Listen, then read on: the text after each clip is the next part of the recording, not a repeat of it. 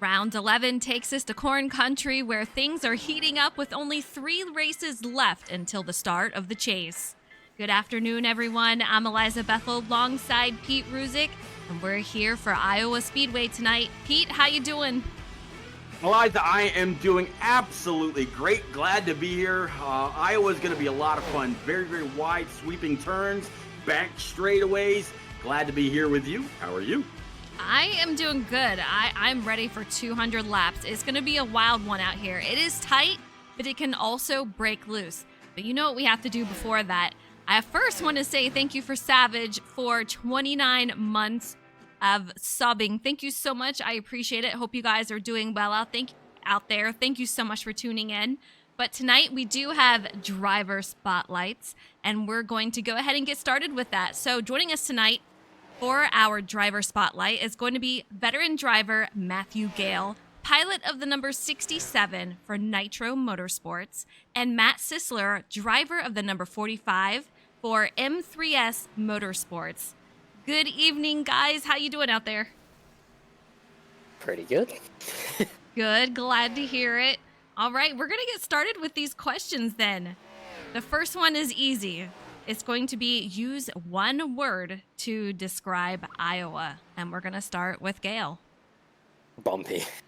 Yeah, it is, isn't it? Yeah, especially turns 1 and 2. So I hear you on that one. All right, Mr. Sisler, how about you? One word to describe Iowa. Fun. I agree with that too. This is very underrated. This track is very fun in my opinion.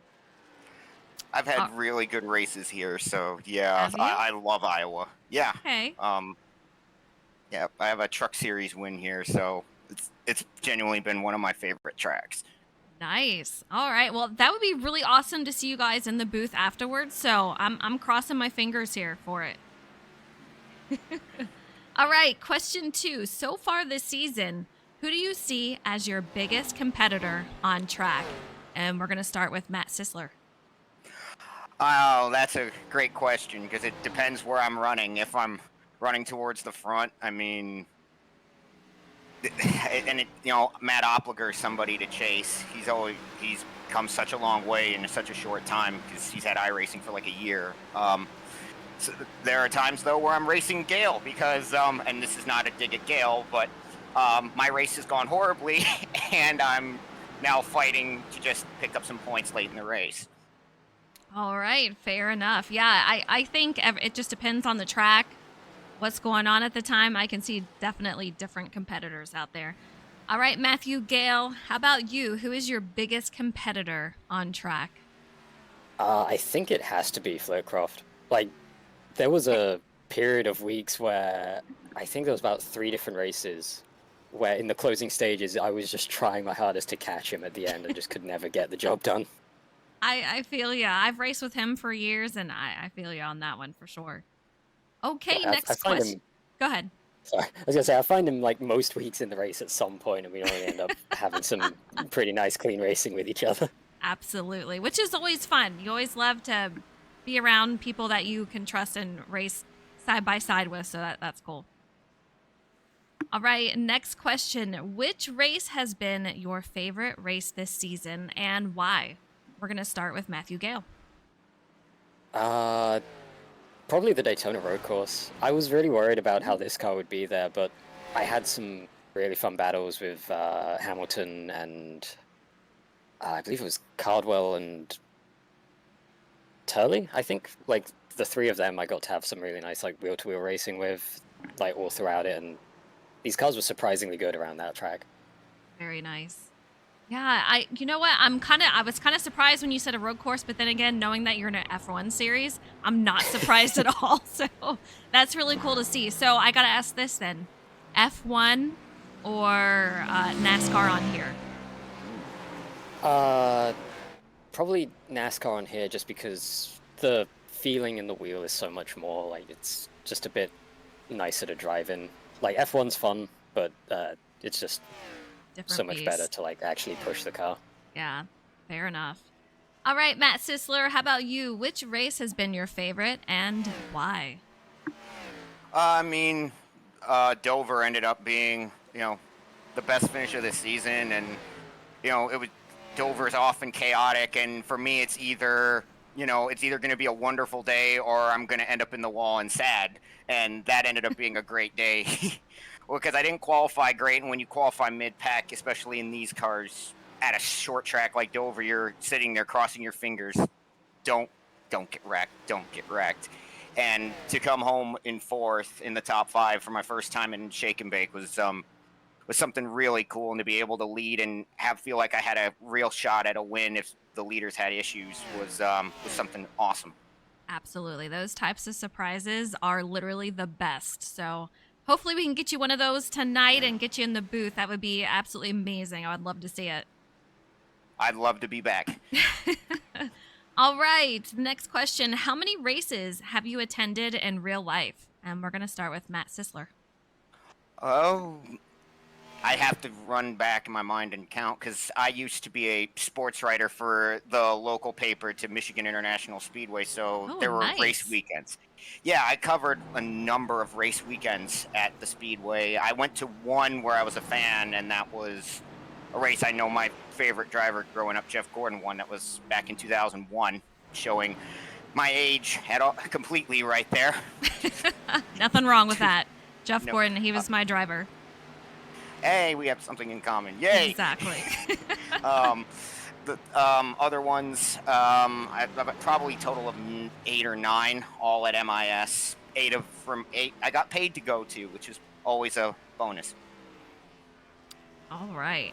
So this goes to this then. What is your favorite driver and your favorite paint scheme?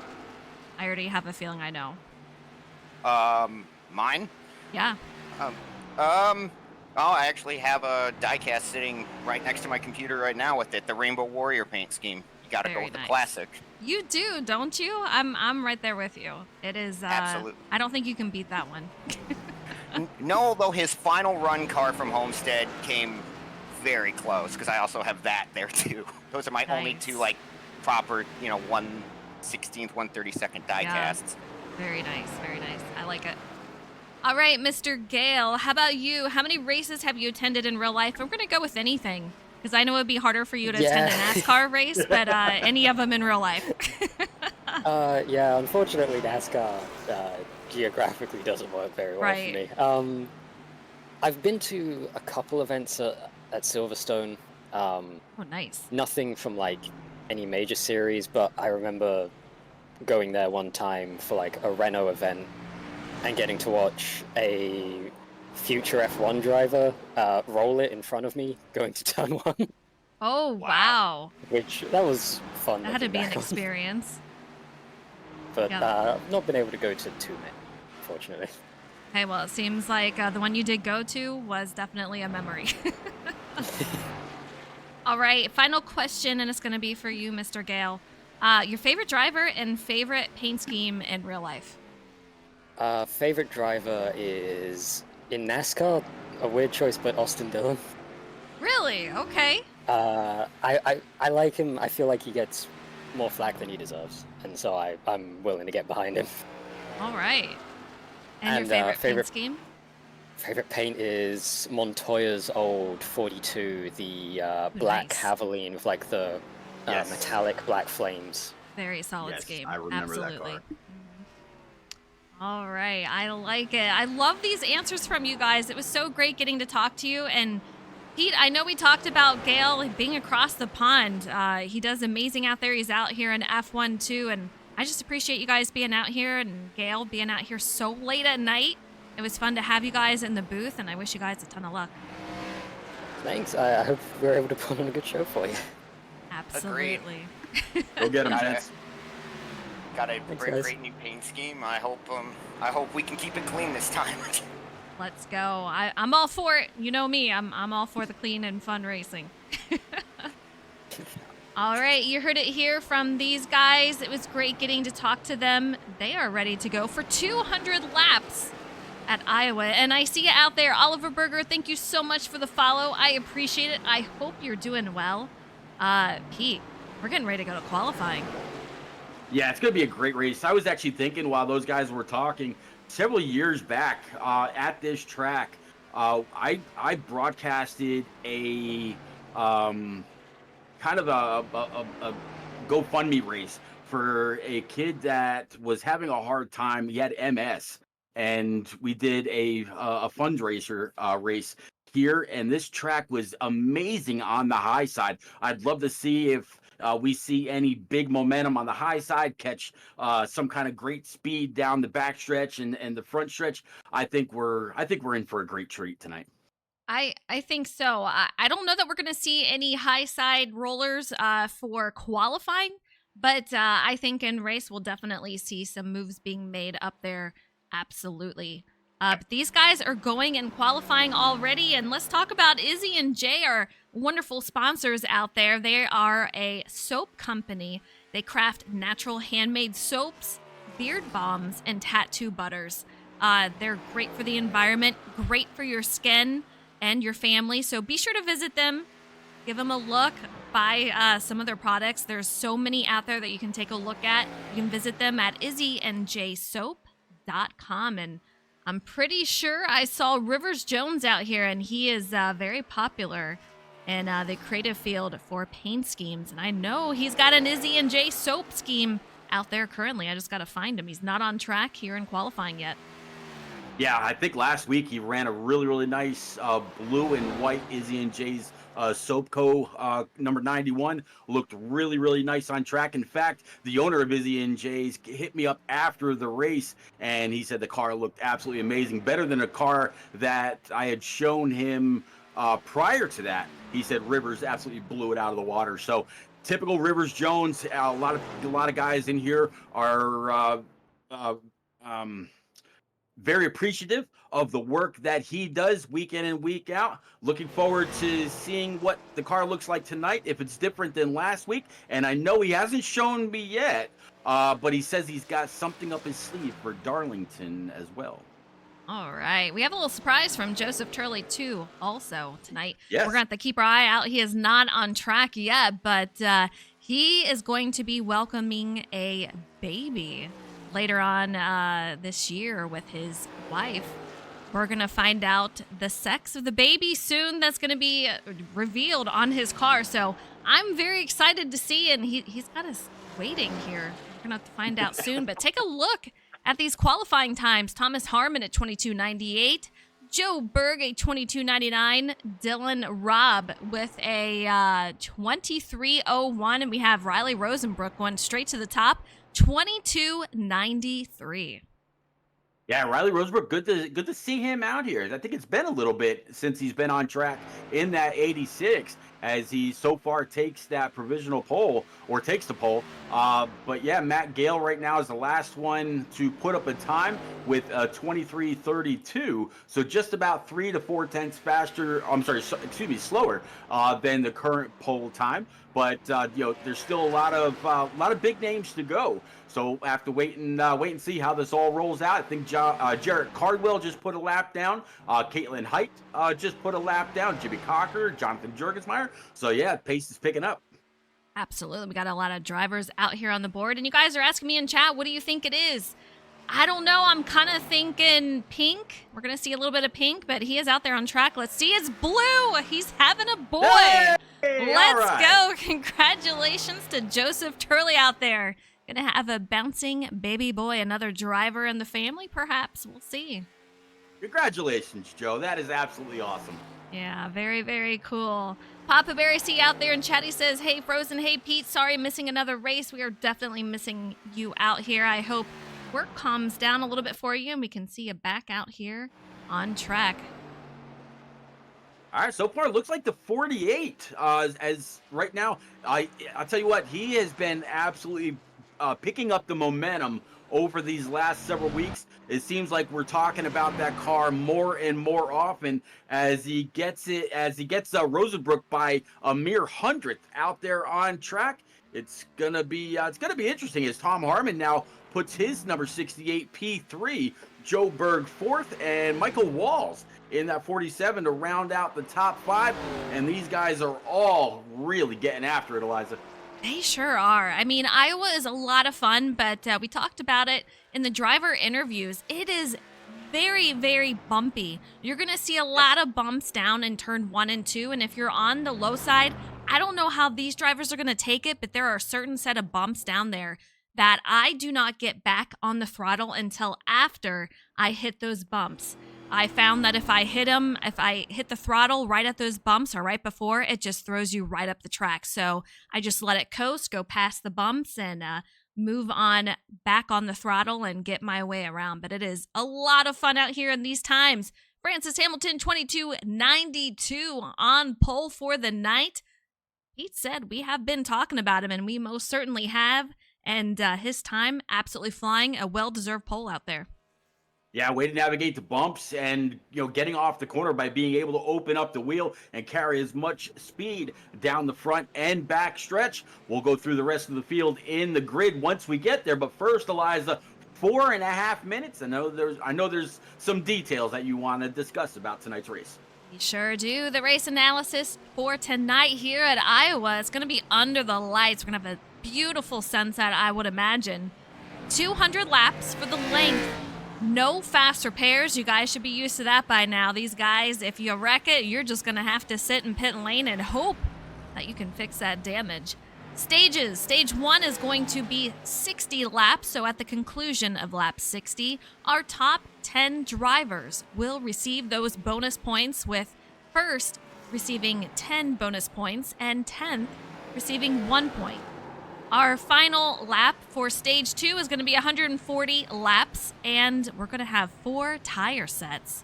Man, that 7 having a rough go at it right now, but 4 tire sets should be plenty to go around. But I'm kind of curious how many laps these guys can get on tires. Yeah, this is a track that I don't really recall whether it's a big tire wearing track or if they can go a bit. So that's going to be an eye-opener for me as well to kind of keep up with the speeds for everybody. As Francis Hamilton right now on top of the practice boards, so not only fastest in Q, but right now fastest in this 5-minute warm-up as well. How about Sober David out there in your chat, Eliza? I gotta give him credit. 70 months out Isn't that there. wild? That is so wild. You are so blessed to have such a faithful following week in and week out. I'm glad they all come out, hang out, chat it up, and keep us company. And Mike Papa Bear Campbell out there as well says, I'm pulling for Harmon tonight after his big win in the Turned Out for What Truck Series. He got it done last night, and I told him before this race kicked off, I really wish him luck, and I hope he can go 2 for 2. Hopefully I'm not giving him any kind of a booth jinx. I always wish the best for that guy. Absolutely. These guys are awesome. And David, yes, thank you so much. 70 months, absolutely incredible. And as Pete said, I am so blessed to have the viewers that I do, and we've been friends forever. And it's always great to have you out here, and I love seeing you out there in the F1 series, and it's fun, for sure. Thank you. He says, happy to support, but man, these guys, a lot of drivers out here on track in the warm-up, and you can see they're getting a little loose coming off these exits. Tight going in, and I feel loose coming off, but as the sun goes down, I found in practice, Pete, loosens up quite a bit. Yeah, I saw a lot of people on the long runs. If they got a little too throttle happy, they were smacking the wall with the right rear. Not only that, if they got too ambitious and didn't let it roll long enough, getting back in the throttle, they were absolutely pancaking the wall as well. So have to see how this all plays out. But Eliza, after last week's race and the recovery that they made, I'm looking forward to another great race here under the lights in Iowa. I think so. And before we go to the race, I want to take a look at the point standings and give a huge shout out to David in chat. Thank you so much for the follow. I appreciate it. Hope you're doing well out there. It's going to be a wild one tonight, but the point standings, only 3 races left, including tonight before we head to the chase. And it's going to be Brody Folliker, our Xfinity champion from last season. He is in the lead with 314 points. Jimmy Cocker, FIWB teammate, is going to be in second with 308 points. We have a couple of movers. Brennan Book moves up 4 positions to P7 with 255 points. He is tied with Rivers Jones for 7th. He also has 255. Jonathan Hernandez, he took off for his birthday, Pete. Unfortunately, he's going to lose 4 spots in that. He's down to P11, but Joseph Berg, he gains 4 spots, moving up to 13th with 211 points.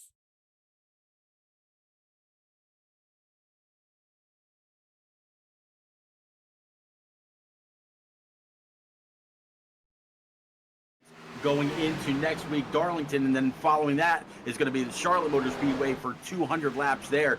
But yeah, Brody Falliker, last season's champ, Jimmy Cocker, he came in second last year in points. So it's kind of interesting that right now they're 1-2 again this season. Right. And Harmon right now, I mean, that guy just needs something positive to happen. And I think he's going to be a mainstayer as the season rolls on.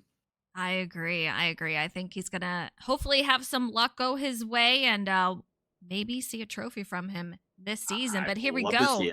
Iowa Speedway tonight, 200 laps, and it's going to be Francis Hamilton on pole tonight in that 48 machine for FIWB. On his outside is going to be Riley Rosenbrook in the 86 machine. Row 2 is going to be Rivers Jones in the 91 with Thomas Harmon to his outside. Row 3 is going to be Jonathan Hernandez in the 1 machine with Joe Berg in that 93. Row 4 is going to be Micah Walls in the 47 with Brennan Book to his outside. And row 5 is going to be Matthew Opliger in that 20 machine with Dylan Robb in the 16. Yeah, row 6 looks like Steven Maggio in that powerful number 51 P11. And to round out our top 12, Matt Sisler, one of our spotlight drivers in that 45 P12. P13 looks like Tom Flitcroft in that number 8 with Jamie Wright in the 03 to his outside. Justin Rott in the 76, P15, P16, the one and only John Honeycutt for Team FTR in 16th spot. 17th looks like Josh Taylor in the deuce with Andrew Sanford starting 18th in his 37. Jonathan Jurgensmeyer in 19th with Jimmy Cocker in that Team FIWB number 11, P20. 21st is going to be Jordan McGraw with Jose Ruiz to his outside. 23rd is going to be Micah Allard with Austin Mitty to his outside. And in 25th, we're going to have Philip Bridgman in the 24 machine with Jarrett Cardwell, P26. 27th, Luke Allen with Caitlin Height in 28th. 29th is going to be Matthew Gale with 30th being Joseph Turley. Yeah, way starting the back, very uncharacteristic of driver 42. Talking about Brody Falliker starting in 31st. Connor Cunningham 32nd in the famed number 3. Drew Zappi in the 89 33rd. And Brian Pizzikemi, as always, starting shotgun on the field in that number 78. So 34 Gen 6 drivers out here for this evening from Iowa. It's going to be a great race. Next time by, Eliza, we're going green. I know, 200 laps. I'm excited. I think we're going to see these drivers get tight, get loose. I think we're going to see a little bit of everything tonight. So we'll see how they do, but the lights are out on the pace car, getting ready to roll it, getting ready to take this great race green. Yeah, it's gonna be a phenomenal race. It'll be interesting to see how loose these guys start out, how much they're willing to give until it's time to take later in the race. But I think the first, I would say probably the first 20 laps are going to be all about learning the track. As the track temperatures start to come down, the lights come on, but the action always gets hot. Here we go. These guys are stacked, and they are green for 200 laps at Iowa Speedway. 2x2 all the way through. Francis Hamilton, he's already got some competition underneath, and it's going to be Rivers Jones in that 91 machine for Izzy and Jay Soap Company. Third is going to be Thomas Harmon. We're going to have fourth Riley Rosenbrook, and Jonathan Hernandez going to round out your top 5. Yeah, welcome back, Hernandez. He's here to pick up some points tonight. As you mentioned earlier, took off last week for his birthday. So this week is all about recouping as much as he can after that little bit of a loss. New leader, 48 goes to P2. That is Izzy and Jay Soapco, number 91, to the lead. He's here for points. He's enjoying the lead while we do have quite the competition going on here for 5th on back. I mean, we are looking at 3 wide currently. It's going to be the 51 machine of Stephen Maggio on the middle with Joe Berg on his outside, Matthew Opliger on his inside, and they are since winding down to 2 wide. These guys going for every position early on, and we're going to see that a lot throughout the season. Yeah, Joe Berg back there, P9, just had the 5 of Brendan Book all over his backside. He finds a spot up by the wall. Now going into turns 1 and 2. Now the 16 of Dylan Robb going to pull the outside of Book. He's got the 03 just behind him, talking about Jamie Wright and Tom Whitcroft. He's already making up a spot up to P12. Eliza D, there is a hornet's nest, I want to say, from second all the way back. Yeah, there sure is. And you know what? Really cool to hear from a driver, but Rivers Jones, he said, you know what?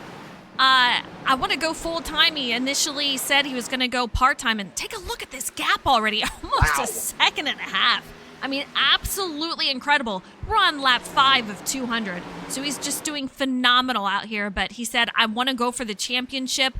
I want to make it, so he cleared up some time, and here he is full-time.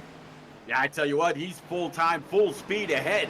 There is, I always warn people against doing this, but yeah, man, that car is as in blast-off mode and doing very, very well. At this point, Eliza, this is where if I'm a spotter, as I do a couple times a week, I'm telling them, okay, back it down. We don't need to run qualifying laps every lap. Get into a little bit of a race management mode. Save a little bit of fuel if you think that it might get to that during your that you might have come to that kind of conclusion during practice.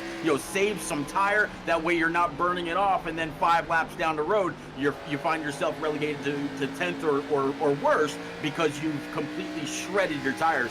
But yeah, look at Rivers Jones. Michael Wall starting to pick up some pace as well right now, sitting P2 up 5 spots, and Tom Harmon up 1 as well for the top 3. Yeah, we're on board with Thomas Harmon currently. You can see the absolute hornet's nest that are behind him. Meanwhile, you saw earlier that the top 2 are starting to leave a gap over the remainder of the field. The question is, how is the long run going to handle? We'll have to find out, but Thomas Harmon, he is getting the pressure put on. You can see Riley Rosenbrook, he is out there taking it to the high side, trying to get some spots, all that he can. He makes it past the 51 machine of Stephen Maggio. Here he goes. Yeah, Stephen Maggio right now running P6. He's also up 5 spots, right along with Michael Walls. I don't think there's any other drivers besides Luke Allen, maybe back in about P18, P19, where he's up 7 spots. But I don't think anybody else has gained more spots than those few. Still very, very early in, only running lap 10 of 200. Very congested track right here, and this is going to be for about 20th. You can see these guys 2 by 2 all the way through. Not a lot of places that they can go. And we talked about Brody Folliger. He has not been able to get into practice early enough to put in a ton of laps, and you can see he is back here in 27th. Now, this is our Xfinity Series champion, so he's got quite a bit to go to make it up to the front. But he also has a couple of teammates that can help him out. Jimmy Cocker out here, P20th currently, and we have a few others. So we'll see where they move as they head throughout the field. Yeah, and if there's ever a guy that can work his way through traffic, it is last season's champ, 42, Brody Valacher. All he's got to do is work his way through piece by piece, driver by driver, position by position, as he draws the bead now on the 12 of Jarrett Cardwell. And just underneath Jarrett's going to be the 24, one of the sole Canadian, Philip Bridgman, in the 24th spot. Right ahead of them is going to be Austin Mitty and Jose Ruiz. So he's trying to pick up some spots and doing it very nicely. Brody Folliger, you can see, taking that low side, trying to conserve the tires. He is directly behind Philip Bridgman and Austin Mitty, as Pete has said. You can see still a lot of drivers that he has to go through in order to make it to the front of the track. These drivers just all over the place as far as just being a very filled track currently. Not a lot of places to go, but you can see up ahead, we're going to have Rivers Jones, who is still quite the lead out here. You know he's loving this. He just has to take care of those tires. These cars can last quite a long time as far as fuel goes. Now, tires, we're going to find out. Yeah, Rivers Jones, I'm hoping that he's listening and he started to back it down, just trying to, maybe save a little bit, or has he been, ripping him up, lap after lap? Right now, he has already gone shake and bake purple, and put the fastest time down of a 23:01. Eliza, that is 3 to 4 tenths faster than the rest of the field. When he hit that throttle pedal tonight, he's gone. Absolutely. Michael Walls, though, he has closed that gap just a little bit. He is down to half a second behind Rivers Jones, so he is definitely under attack. Again, we have to watch tire and make sure that we hold on to it and conserve it. We'll see if Micah is doing that or is he overdriving it. We're on lap 17 of 200. At the end of lap 60, it will be the end of stage 1. Points will be given out, and I know all of these drivers want those points. We have several drivers that are locked into the chase, and I know these two are wanting to. Absolutely, a little bit of contact there, just a moment between the 1 of Hernandez and the 86 of Riley Rosenbrook, testing out that old saying that 8 tires cornered better than 4. They were literally door to door on each other, testing that out. Right now, nose to tail as they sail off into turns 1 and 2. Right behind them, you see the 48 of Francis Hamilton and Dylan Robb working his way up inside the top 10, now up 2 spots. Matt Opliger in the 20 as he just gained a spot, was still running right where he qualified. And to round out the top 10, talking about that number 76 Chevrolet, up 5 for Justin Rod. Yeah, Justin Rod up in that top 10. But how about Dylan Robb? I'm loving that he is up here in the top 10. Getting a little loose coming off that corner. You saw him fishtailing, trying to keep it off that wall. So I'm kind of curious how he's feeling. But, man, that paint scheme by Rivers Jones looking very, very nice out there. Tom Flitcroft, he is in 11th. John Honeycutt in 12th. We have Josh Taylor 13th. Brendan Book 14th. And Matt Sisler, he was a driver spotlight tonight. He is out there in 15th. Yeah, I can remember Matt Sisler having a great run in that 45 just a couple of short weeks ago. Was really, really challenging for the lead. Right now, as you mentioned, down to P15, down a couple spots, but Eliza's still very, very early. Joe Berg right now sitting P17 in that number 93, down double digits. He's got to try to hope for some kind of a rally as the night rolls on. Brody Falker, though, in that RJ Creative number 42, again, last season's champ, up 13 spots as he moves up to P18. Andrew Sanford right now sitting 19th, and Jimmy Cocker in that 11th for Team FIWB, started 20th. That's right where he continues to run. Luke Allen in 21st with Austin Mitty in 22nd. We're going to have Jose Ruiz. He's down a spot to 23rd with Connor Cunningham, who's directly on his tail. He is up 8 spots to P24. P25 is going to be Joseph Turley, who's got that bouncing baby boy going to appear soon enough. It's going to go faster than he thinks. He is 25th with 26, being Caitlin Height. 27th, Philip Bridgman. 28th, Matthew Gale. And Philip Bridgman. And then 30th is going to be Jarrett Cardwell with Jonathan Jurgensmeyer in 29. Yeah, Brian Pizzacami moving up slower through the field as he normally does, I should say. Right now up 3 spots to 31st. Jordan McGraw down a few, right now running 32nd. Kevin Dallator up 4 to 33rd. Micah Allard right now running 34th with Andrew Zappi 35th. And that is all the way through our 35 car field. Eliza, we're sitting there, but we're clearly out of this. We are sitting there, but it's an iRacing glitch. We can't get in as a spectator. But take a look at this lead. Rivers Jones. We have Michael Walls directly behind him, taking that high side, trying to close that gap. And he has closed it to under half a second. So Rivers Jones, he is under attack for sure. And it looks like Mike are going to try to take a look and see if he can't take it to the inside or outside for the lead, just not close enough currently. Yeah, the 91 definitely got a little squirrely there off of the exit of 2. I thought he might slap the wall just a bit, but he didn't. When he saw the 47 for Goat Motorsports move on down, the 91 of Rivers went on down and shut that door very, very quickly. But that 47 is all but run that number 91 down. Rivers, all he can do now is kind of play peekaboo in the rear view and try to keep that 47 Goat machine behind him. Micah trying to keep that clean air, taking that high side. You can see him. He looks pretty solid up there. 91 not looking very confident currently, and that 47 just flying on that high side.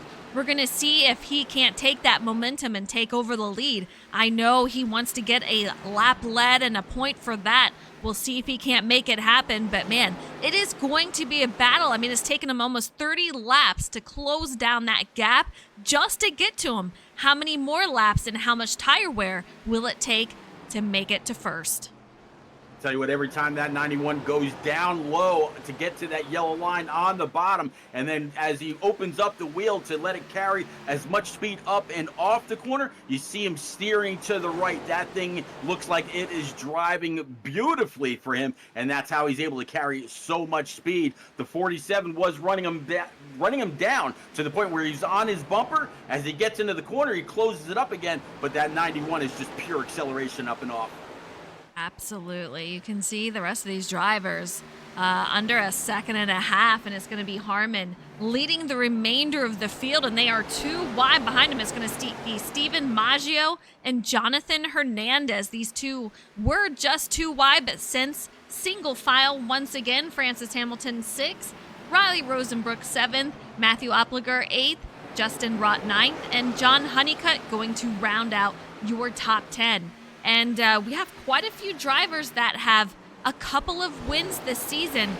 Brody Folliker is going to be the last one to get a double win. He won last week at Kansas, and he also won at Las Vegas. Steven Maggio, he is in that 51 car. He has 3 wins this season. He is the first and only driver to get 3 wins so far. He won at Pocono 2 weeks ago, Chicago, and he also won at Phoenix. And then at Matthew Opliger and Jimmy Cocker, they also have 2 wins. Yeah, I think the only other driver outside of that with one solo win right now is going to be Josh Taylor, if I'm not mistaken. Got it done at Bristol Motor Speedway. I could be off on that, but yeah, the wins have really stacked up for some, and others it was their night to shine. Got that solo win so far in the season. But you know what, Eliza? Whether you got 2 wins, 3 wins, or 1 win, either way, it locks you into the chase as caution number 1 is flying. Like Austin Mitty involved, and let's take a look, see if we can find out exactly what happened here. It's like they were 3 wide. You got Jonathan Jurgensmeyer underneath, Luke Allen above. The 24 just comes up. I'm not sure if he knew that he was there, but the 9 just woes it down, and he looks like he doesn't have any damage, but the 24 going backwards, quite interesting. The 24 comes on back down, locks it down, and great job by both not to collide. I see the 24, yeah.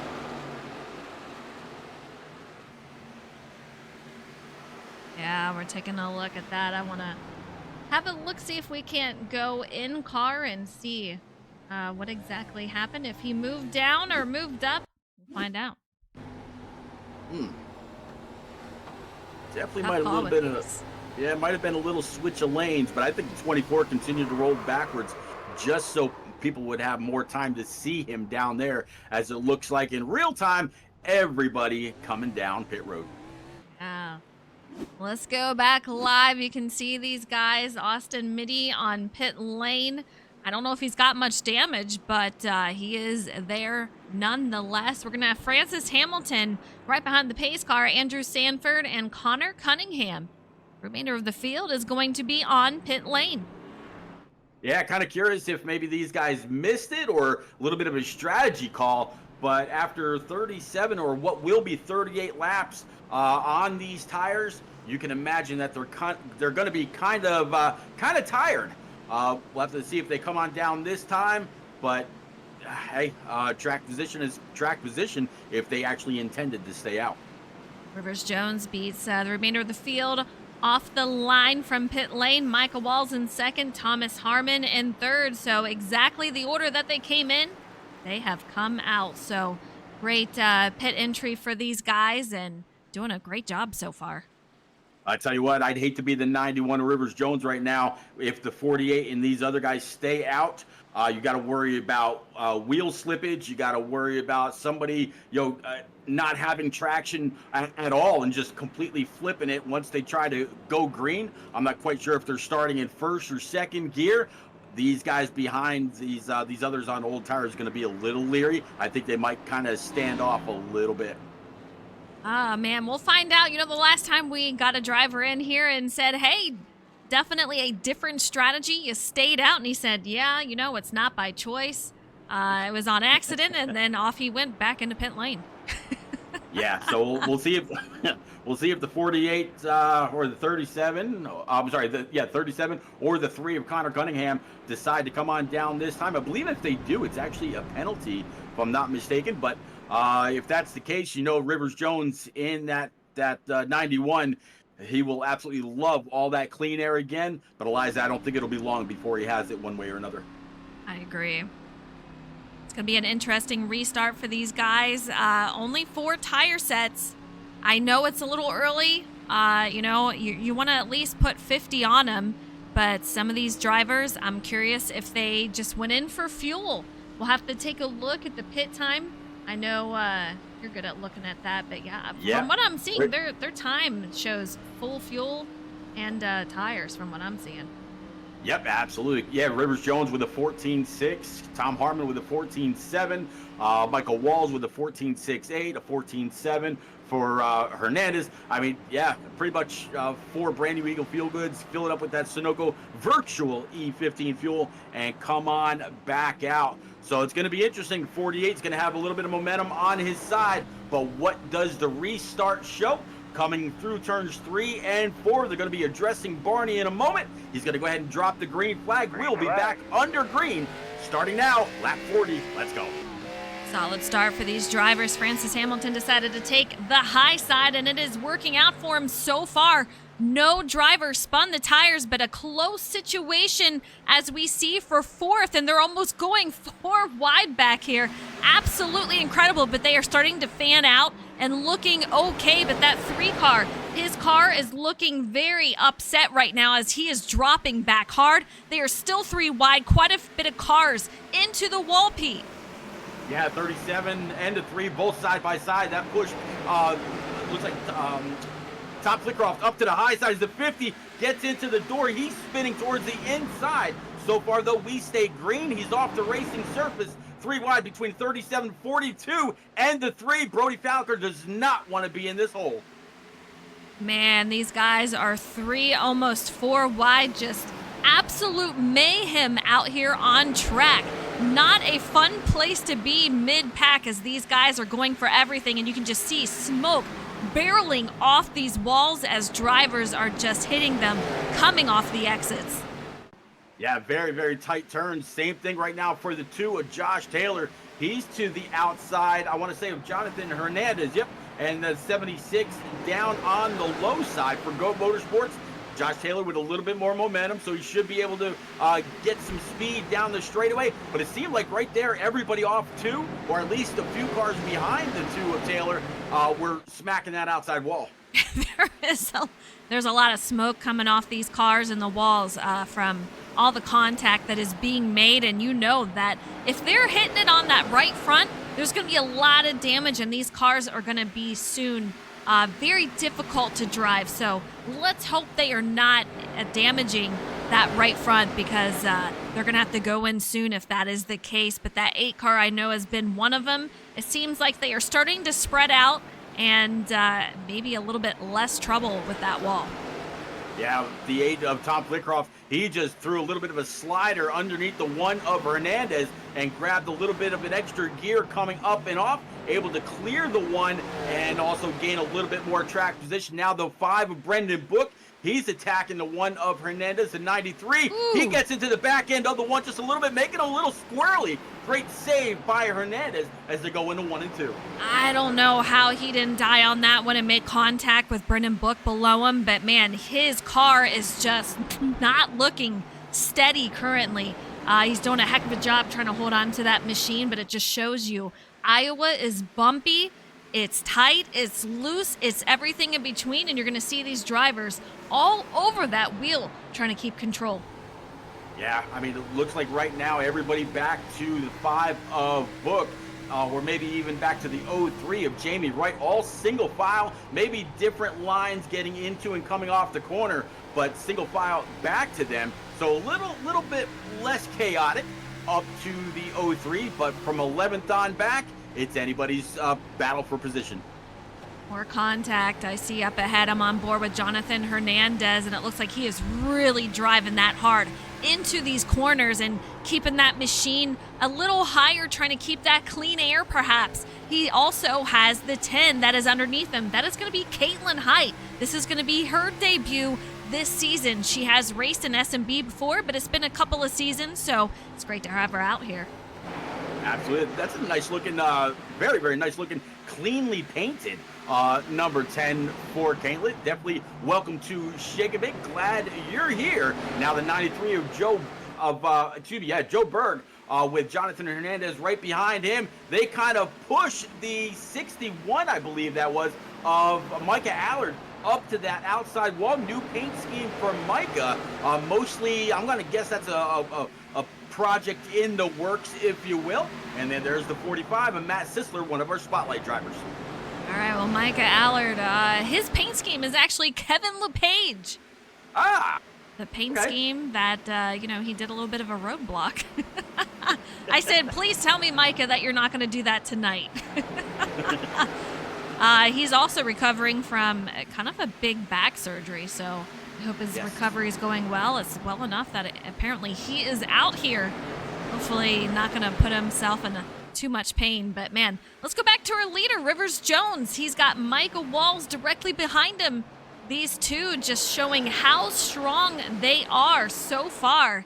We've had one caution. It is lap 52 of 200, and Micah going right underneath the 91 machine. These guys too wide going around the corner, and it looks like Micah not going to have enough to make the pass at 91. A little bit into the wall, it looked like, Pete.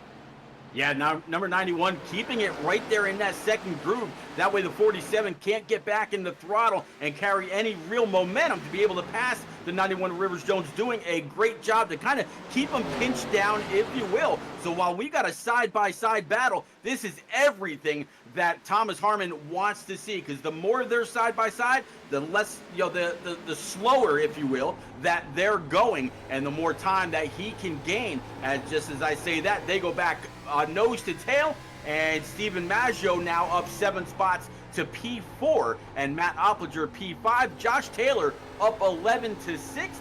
Brody Falliker making no bones about forcing his way to the front, up 24 spots to P7.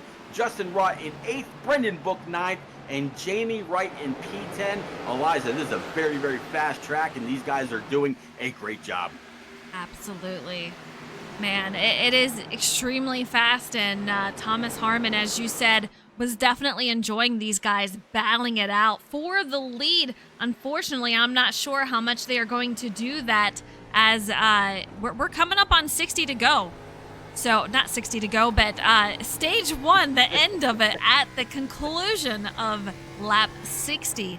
So, again, those bonus points are going to go out to our top 10, with first place receiving 10 points and 10th receiving 1 point. And man, that 47 is definitely squeezing that 91 and not letting him out of his sights. No, not at all. That 91 really keeping as far down on the 47 as the 47 now packs a bunch of air on the left rear of the 91, slows him down, and gets a great launch up and through. But here comes the 91 with a crossover at the line. It looks like it's still going to be Rivers Jones, but they have essentially swapped lines. 91 now down low, 47 is going to be up high. Can the 91 get the pedal down? Yes, he can. That's a big difference in what we saw earlier, where the 91 was keeping the 47 pinched down, couldn't get back on the throttle. These guys are just throwing haymakers at each other lap after lap. Phenomenal racing. Take a look at how close that is. Michael Walls was just keeping Rivers to that high side, making sure that he could not get the runs that he needed in order to keep that lead. So he dove it in. Rivers Jones took it right back, and you know, if he was going to be on the inside, I figured he would have kept him hard on that outside, but man, he kept it going, and we have our second caution of the night. It looks like Connor Cunningham and Andrew Sanford involved, so let's see if we can have a look. Yeah, if Connor Cunningham and company had stayed out before, I believe it was Francis Hamilton, Connor Cunningham, and Andrew Sanford, to try to maybe, or hope that we might have a couple quick cautions, and that's why they stayed out. Unfortunately, it didn't work out that way for them. They were in 28th, 31st, and 32nd, respectively. Yeah, it looks like Connor just perhaps got loose coming off the exit, and nowhere for Sanford to go. Unfortunately, he is collected, and that's going to be your second caution of the night. We'll see a lot of drivers heading on in. Steven Maggio stays out. Matthew Opliger, he stays out. Justin Rott, Brendan Book, Jamie Wright, Caitlin Height. So it's kind of split here, Pete.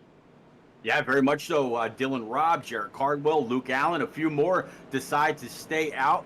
Tell me Connor Cunningham's not still. I don't know, but I would hope he wouldn't stay out. I'm gonna guess that's just a little bit of a glitch. We'll have to go back and look. But yeah, most everybody else from about 12th on back came down pit road for what is either their second set of tires or just to fuel up. But yeah, a lot of guys picking up some big points. But most of all, that number 91 for Rivers Jones, the man has been dominant through the first 60 laps. We'll have to see what the second half plus of this race has in store for that Izzy and Jay Soap Co. Looks like, where did he go here? 22nd. 22nd. So he's going to have a lot of ground to make up. Yeah, he's pretty well into the hornet's nest here, and he's falling back, so I don't know if he got a penalty or what exactly happened for him, but Connor Cunningham, he is on pit lane, so we're going to see him get some damage repaired and get fresh tires, but Steven Maggio will be our new leader as we head back to green shortly from our second caution, and that will be the conclusion of our stage one. When that caution came out, that will be the conclusion. Yeah, pretty much from 1st through 10th is, they've been on track now for 24 laps. They were all on pit road last on lap 36. Everybody else was just in on lap 60. So this is going to be a big mix, Eliza. We're going to have a bunch of older tires in front of a bunch of brand new Eagle Feel Goods that they're going to have to be very, very patient as they pick through. It's not the same as it was after caution number 1, where there were only 3 drivers that stayed out. This time it's 10. They're going to have to be very, very patient to kind of pick their way through and take one car at a time. Hopefully we don't see a bunch of differences in speed getting into and coming off of a corner to where we have a couple more yellow flags. I rest pretty easy in their hands, though. Yeah, I think it'll be all right, but man, definitely different strategies at play here, and we're going to give a shout out to our sponsors, Izzy and Jay Soap Company. Again, check them out at izzyandjsoap.com. They have the beard bombs, they have the tattoo butters. Check out their entire website. They have more than that also, but they are great for your skin and great for your family. Absolutely. All kinds of soaps, whether you got oily skin, dry skin, you need some kind of a tattoo butter for some brand new ink you just got. If you got that really big beard that you're proud of, they got beard balm for that. But Liza, we are going back green. Steven Maggio looks like he got a pretty decent launch by virtue of being in the control car. The 76 of Justin Rott right behind him. You see the 20 of Matt Opliger up high, now under threat by the 03. Stacked up from second on back. 51 trying to get away just like the 91 did earlier. Very, very tight, and Jamie Wright looks like he was looking to maybe go dead center of the 76 and the 20, but didn't have the opportunity to get there in time. But Steven Maggio looking strong out there in that lead. Our top two drivers definitely have those wins this season, looking very good. We see some chaos going on from 10th on as these drivers trying to go for every position. You see the 45 almost 4 wide, Brody Folliker on the outside, 93 underneath, and the 7 is going to get spun. That's going to be probably our third caution. Let's see what happens here. The 8 involved, not yellow just yet. We'll see if they stay green.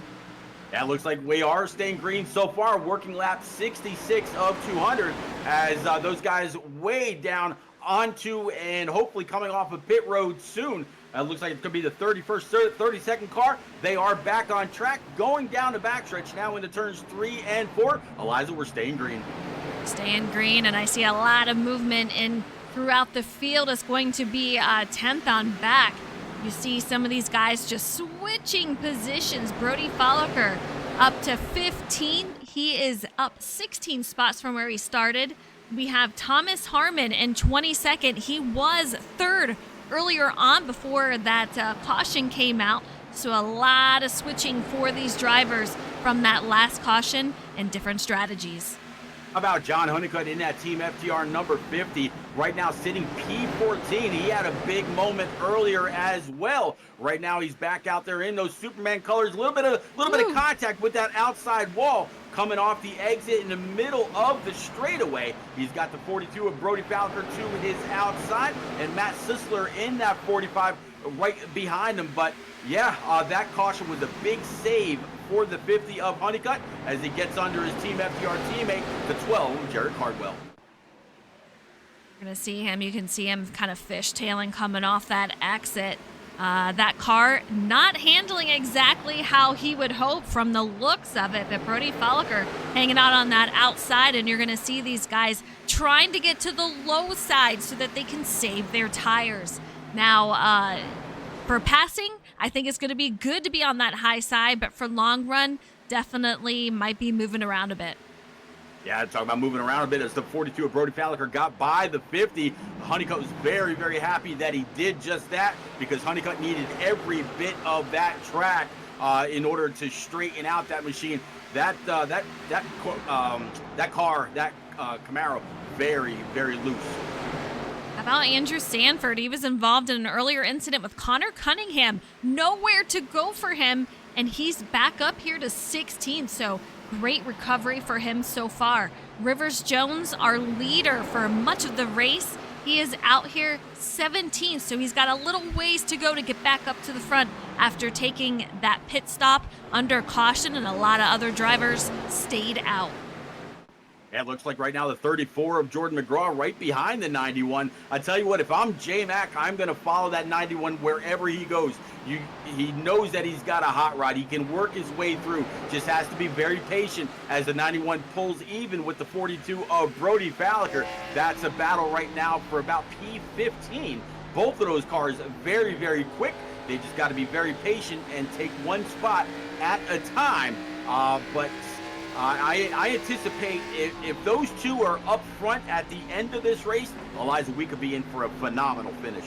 Oh, I absolutely agree. Take a look at that sunset, too. You can see our top two drivers leaving a gap between them and the remainder of the field. So doing a heck of a job out here. Let's go up there and take a look. But Michael Walls just looking solid out there in the lead. Josh Taylor, I know he's going to be excited to be out of the Hornets nest in the mid-pack here, and he's out front.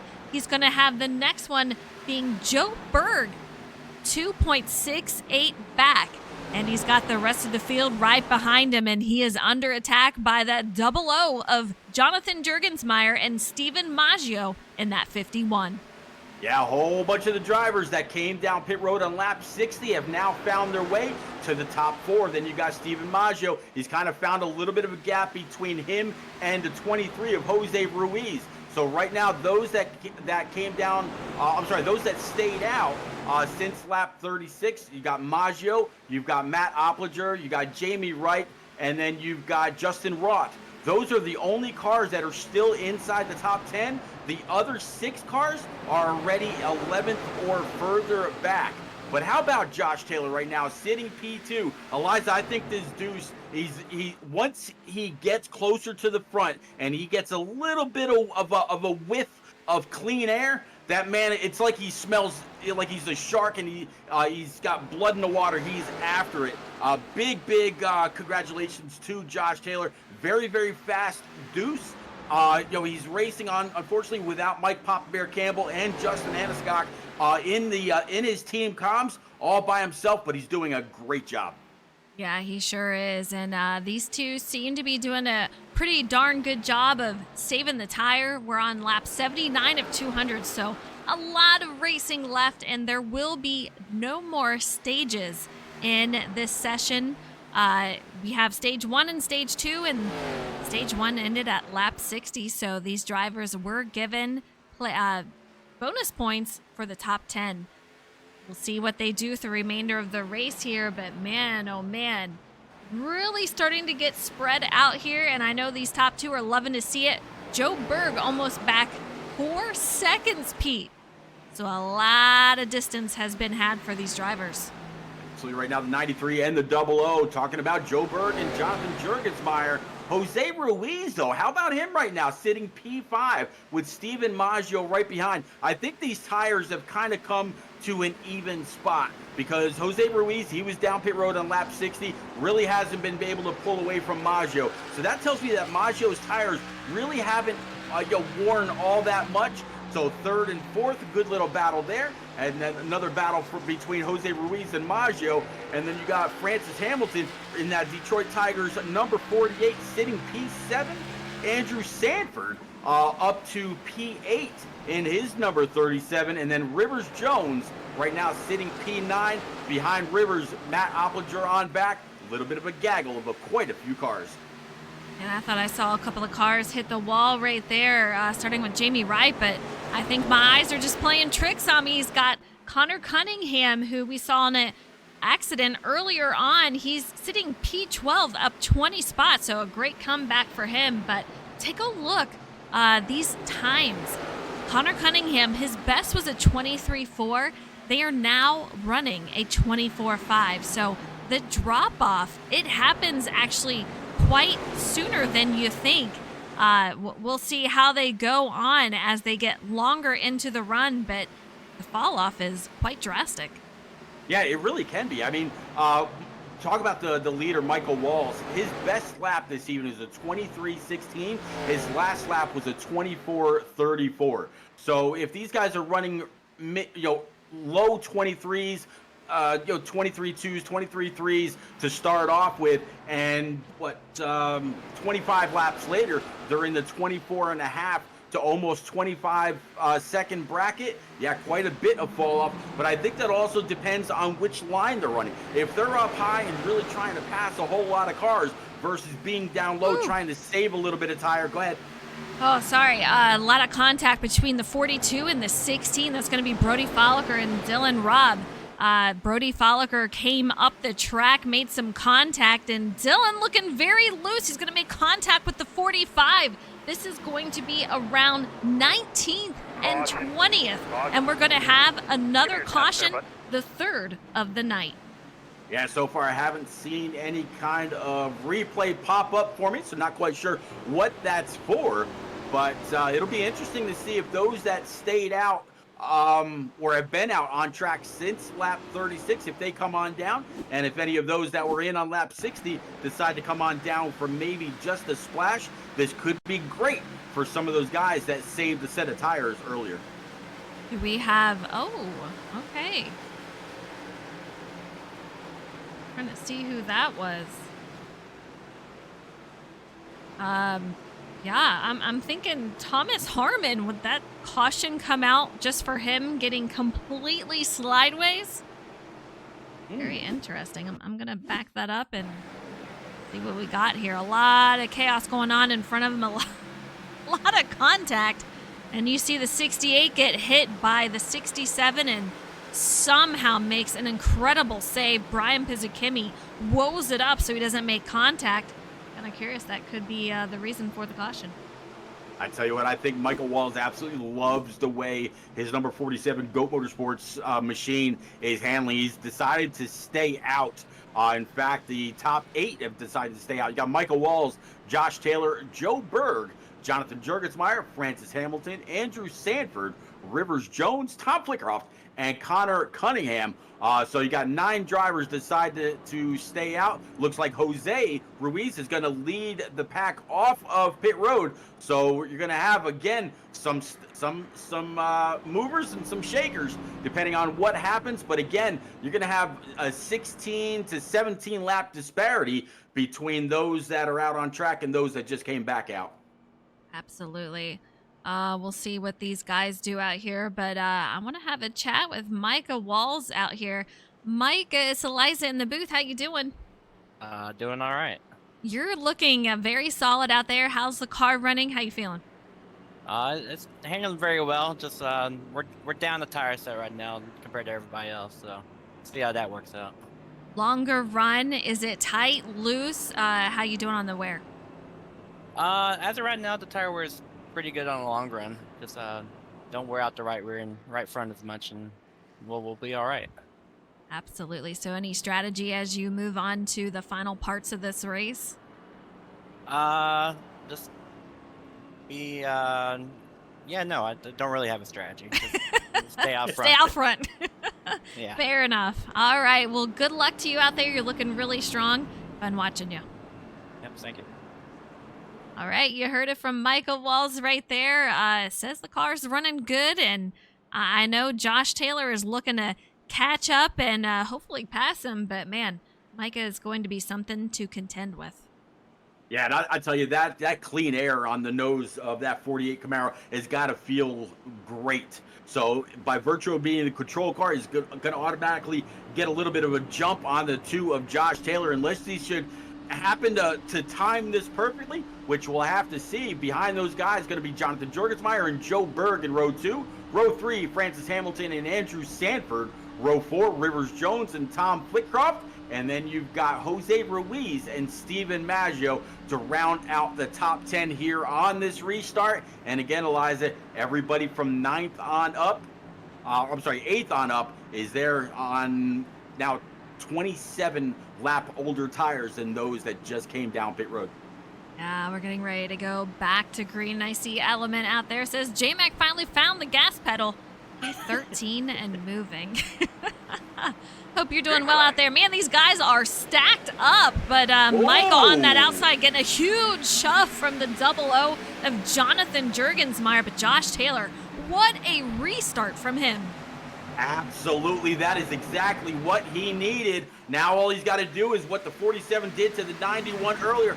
Get up on that left rear, pack a little air on there, and draw him back. The 2 way down low. He's got the 93 behind him. 0047 up on that high side. Looks like the 2 is going to have to find a hole behind that 47, and that's exactly what he does. And looks like as he does that, the 00 is going to throw it low, but he's not going to have anything for the momentum of the 2 off the corner down the backstretch. Contact with a couple of drivers. I do believe it was the 51 and the 03. And man, he just pummels straight through. A huge power move for Jamie Wright on that 03. And he takes it straight to the outside. What an incredible run. He moves up to 3rd and take a look. Fresh tires, you see it. Man, he is on the run. Absolutely. That 03 has just been plowing his way through. Great that he hasn't made any contact, but I have a feeling this 47 is not going to have anything for the 03 as he goes around him around the outside. 51 having to pull a little bit of an evasive maneuver, throws it low underneath the 47, and Steven Maggio, even though he was only on pit road lap 87 or just on this last caution, he's flying by, showing everybody what brand new tires look like compared to those that are 27 laps older. Some really big flyers as Jamie Wright just posted his fastest lap of the race so far. Just complete chaos going around P10. These drivers going 3, and I saw 4 wide for a few seconds here. But man, take a look. Micah Allard, Jordan McGraw, Jonathan Juergensmeyer, who is now falling back. Jose Ruiz, Jonathan Hernandez, all of these guys in the Hornet's nest. You could cover them with a blanket. Just an incredible amount of this field as they are trying really hard to make up some positions and hopefully thin out. Yeah, as Element said out there in chat, right now Jordan McGraw sitting P10 up 11 spots, the same as his Team FTR teammate Jose Ruiz as he sits P11. Jordan McGraw picks up another one to make it into 9th, right behind the 5, or I was just going to say behind the 5 of Brendan Book as caution 4 flies. Oh man, this might be a big one. I'm seeing a few names out there, including Luke Allen, Riley Rosenbrook. We'll see what happened. Let's try to get a wider view here. Yeah, Philip Bridgman, Riley Rosenbrook, Matt Gale, Tom Harmon. I'm seeing Joe Turley, a few of these guys. Very unfortunate for Joe Turley if he's got a whole bunch of damage to that machine with his big announcement this evening. Ooh. Thomas Harmon, I saw him 45 in the 68, making contact, and the 45 goes around. Everyone tries to avoid the 00, avoids the 8, nowhere to go, so a few cars going to be involved. Definitely a tough situation for some of these guys tonight. Yeah, I definitely see where some cars checked up a little bit more. And Eliza, you can't see through these cars whatsoever. So if you're behind somebody and they make a sudden movement to the left or to the right to avoid that wreck, your reaction time is cut dramatically. So very unfortunate for some of those that were just wrong place, wrong time. Yeah, Tom Flitcroft, I know he's making his way on in. He's just been plagued with bad luck this season, involved in several incidents so far. But along with Harmon, I mean, we've seen him already save his car, and you can see a little bit of damage on that right side. Not sure how the left is looking, but a lot of drivers on their way into pit. Yeah, it looks like everybody from 17th on up, from Connor Cunningham all the way up to Jamie Wright, have stayed out. Connor Cunningham was last in on lap 88. But Jordan McGraw right now sitting P18 with everybody that stayed out. He led everybody off of pit road with Jose Ruiz, John Honeycutt, Josh Taylor, Jonathan Juergensmeyer, Matt Gale, and more to come off of pit road now. A lot of different strategies, Pete. Some drivers on fresh tire and some not. We've seen it all night, and we've seen how it plays out with those older tires. These guys start to fall back, and the guys on the fresh tire, they will move up quickly through the field with our 4th caution of the night, and we are now on lap 100 of 200. We're pretty much halfway. Yeah, exactly halfway, and with 4 cautions, you either had to decide early or somewhere in the middle of the first 100 laps when you were going to take tires. That's why when we just talked to the driver a little bit ago, he said, I really don't have a strategy. We're talking about to the 47 rather, and Michael wasn't quite sure of what strategy he was working. He was just going off of how he felt about the car at the time. So we'll have to see how he feels now, whether he drops or whether he continues forward, since he's been on track since lap 87. So now another 13 or 14 lap difference between those that came down pit road now and those that just decided to stay out. But Eliza, that caution pretty much cut the field in half. It's pretty wild, right? And hearing from Joseph Turley, he said, a night and day difference between daytime condition and nighttime. So practice and race, definitely a different feeling for that machine. And I think it's catching some of these drivers off guard a little bit. And you can see a lot of drivers that were hitting the wall throughout the race and contact with each other. So it's been very, very difficult to try to figure out what the car wants to do and where you need to take it. Yeah, well, I mean, if we're talking about sim time for this race, we're talking about the late June. We're talking about June 28th, little after 9 p.m. in the evening. It's an 82-degree air temp with an 87-degree track temp. You also figure there's going to be a little bit of humidity. This track took a big swing in the first 100 laps as the sun continued to set, but we're going back green. The 03 gets a great launch. That's, of course, we're talking about Jamie Wright. Matt Oplinger not able to time that the same way that Josh Taylor did a little bit ago, but he's got that high side with one of his biggest rivals all season long so far, the 51 of Steven Maggio, looking underneath. And it looked like Opliger really made a lot of contact with that wall coming off the exit. Struggling a little bit, the 51 bringing it up really high, having to keep it off that 20. But they are too wide pretty much all the way through. You see Caitlin Height sitting P6. He's got Brennan Book directly behind her. And Micah Walls also. These guys, 2x2 all the way through the field. And the 47 going to take it 3 wide as he starts to fall back. Yeah, same thing with the 10 of Caitlin Height. She said she was going to throw that way deep to the inside of the 61 of Micah, as well as the 76 of Justin Roth, but the dive bomb didn't quite work. She ended up losing a little bit of time to both of those cars. Now she got the 5 of Brendan Book looking up right behind her, and then Jonathan Hernandez 2 spots back. Jimmy Cocker, again, as always, moving up, into the double digits, now up 11 spots. Brody Falliker, though, not many have made up as many spots as he has, up 21 spots to P10 after starting in the back. Again, the cream always rises to the top. Talking about the second half of the race here, no surprise, Eliza. Trouble from Philip Bridgman as he got super loose coming off that exit, takes it off the track and manages to get it back on track with a wonderful save. But he's going to lose a couple of spots from that. He is going to recover to be P15, so nice for that, absolutely. But man, take a look as they are 2x2 still, and this is going to be around 13th and on. Yeah, you see the 47. He's kind of guiding that bottom side. He's got the 7 of Luke Allen right behind him. Then Jared Cardwell, he's going to go ahead and take it 3 way up on the high side with the 50 of John Honeycutt down low. 24, the 3 of Connor Cunningham. There's the 37, the 34 of Jordan McGraw. So, man, you want to talk about a hornet's nest. There it is right behind the 12 of Cardwell.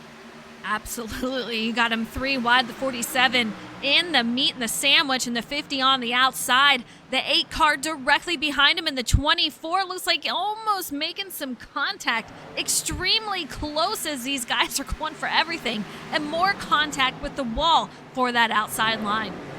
Yeah, Connor Cunningham having to check up just a little bit, getting a little loose on that apron. Got the left sides down below the yellow line. Great save for Connor. He keeps it green.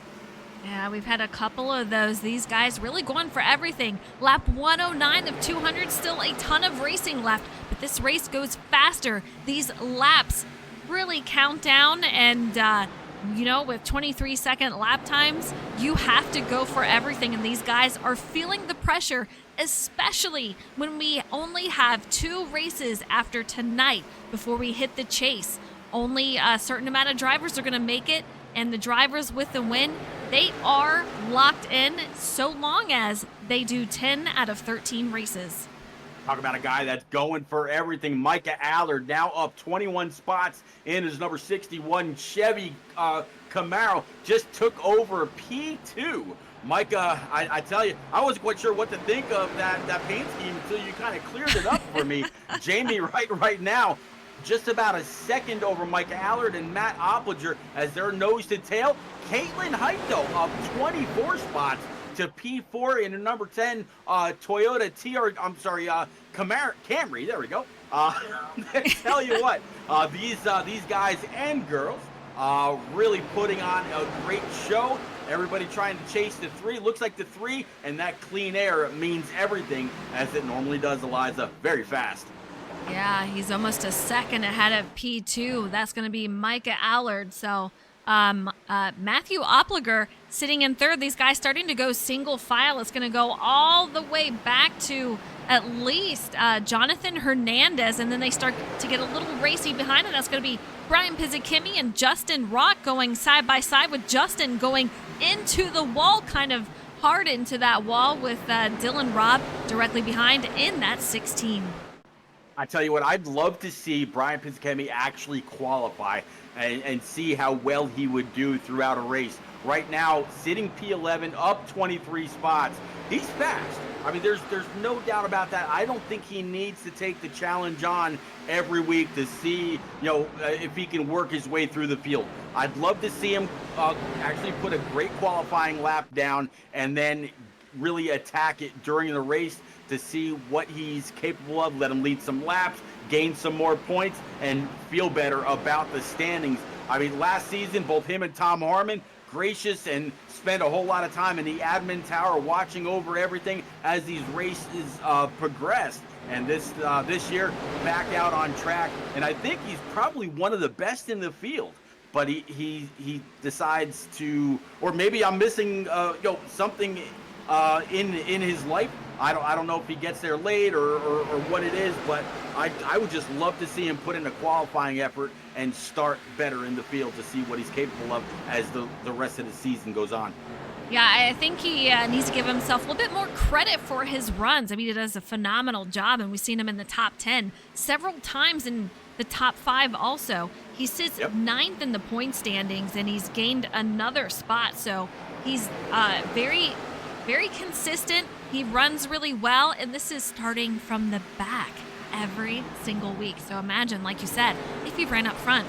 Meanwhile, up front, Micah Allard has caught Jamie Ride in that 03 machine. He is right on his tail. This is going to be for the lead as we're going to be coming to 119 of 200.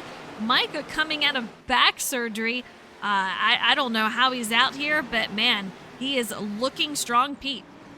Yeah, looking very, very strong. As it looks like the 68 of Tom Harmon, I think that was him, just now down on the apron. Not quite sure what happened with that frozen machine, but Tom Harmon right now looks like he is back in P31, and his Camaro, very unorthodox to see that car fall back like that. I'd be interested to see what happened, especially after his big truck win last night in the Turned Out for What iRacing Truck Series. Yeah, that last caution involved him, and he got hit pretty good. He had a lot of right side damage, and I couldn't even see the left. So 12 laps down, he had a lot of damage that had to be repaired in order for him to make some laps out here. But really tough night for him, and I'm seeing some more drivers. We had a camera view of a lot of these drivers hitting that wall once again. The 37 and the 1 extremely close, going to the outside out of the exit, but we are still running green. You see 14th is going to be John Honeycutt, 15th Tom Flitcroft. We're still moving, Pete. Absolutely right behind Tom Flitcroft. For the rest of the top 20, got to 12 with Jarrett Cardwell. He's up 10 spots. Again, old JC, very, very good, very fast. Another open-wheel driver in the Shake and Bake ranks. Francis Hamilton behind him in that 48. Led a few laps tonight in that Detroit Tigers Chevrolet. Kevin Dallator in P18, up 19 spots. 19th is going to be Philip Bridgman, up 6. Since qualifying, Luke Allen right now in the 7. Luke was actually in a practice session while this one was open, getting a true track feel for what it was going to be like under race condition while everybody else was in the regular practice session. So he wanted to make sure that he was able to make the most of his time and got a true feel for how the race was going to be this evening. And then, just absolutely doing a great job. And then Kevin Dallator and then Philip Bridgman followed it, as Luke Allen falls back to P20. But great job by everybody. A big battle for the lead here. The 61 dove it underneath and was side by side, unable to keep it though. The 03 hangs out front. Mike Allard is going to try to go for that spot again. Caitlin Height up here in third, goes right in front of that 51 as he is going to take it down low. A battle for P3, and he might take that over, but she's going to have that high side momentum. I don't know if it's going to be enough, but that 51 takes over third. Yeah, the 10 of Caitlin Knight getting a little loose off the corner. I like the fact that she didn't just get up to that high side and really try to push. She's in it for the long run, working lap 125 of 200. 75 laps remaining this evening. She's been slowly but surely picking her way to the front, and I think very, very soon with Maggio pulling that 10 and the 10 pulling the 5, with Brody Falliker right behind him, getting closer and closer to a great battle for the lead within the next few laps. I have no doubt in my mind as the 51 really sails it low under Micah in the 61. Man, he sure does. I almost gained 2 spots, went straight almost to the lead, unable to hold on to it, but man, really diving it down low. You can see him underneath the 61 machine. That's going to be Micah Allard.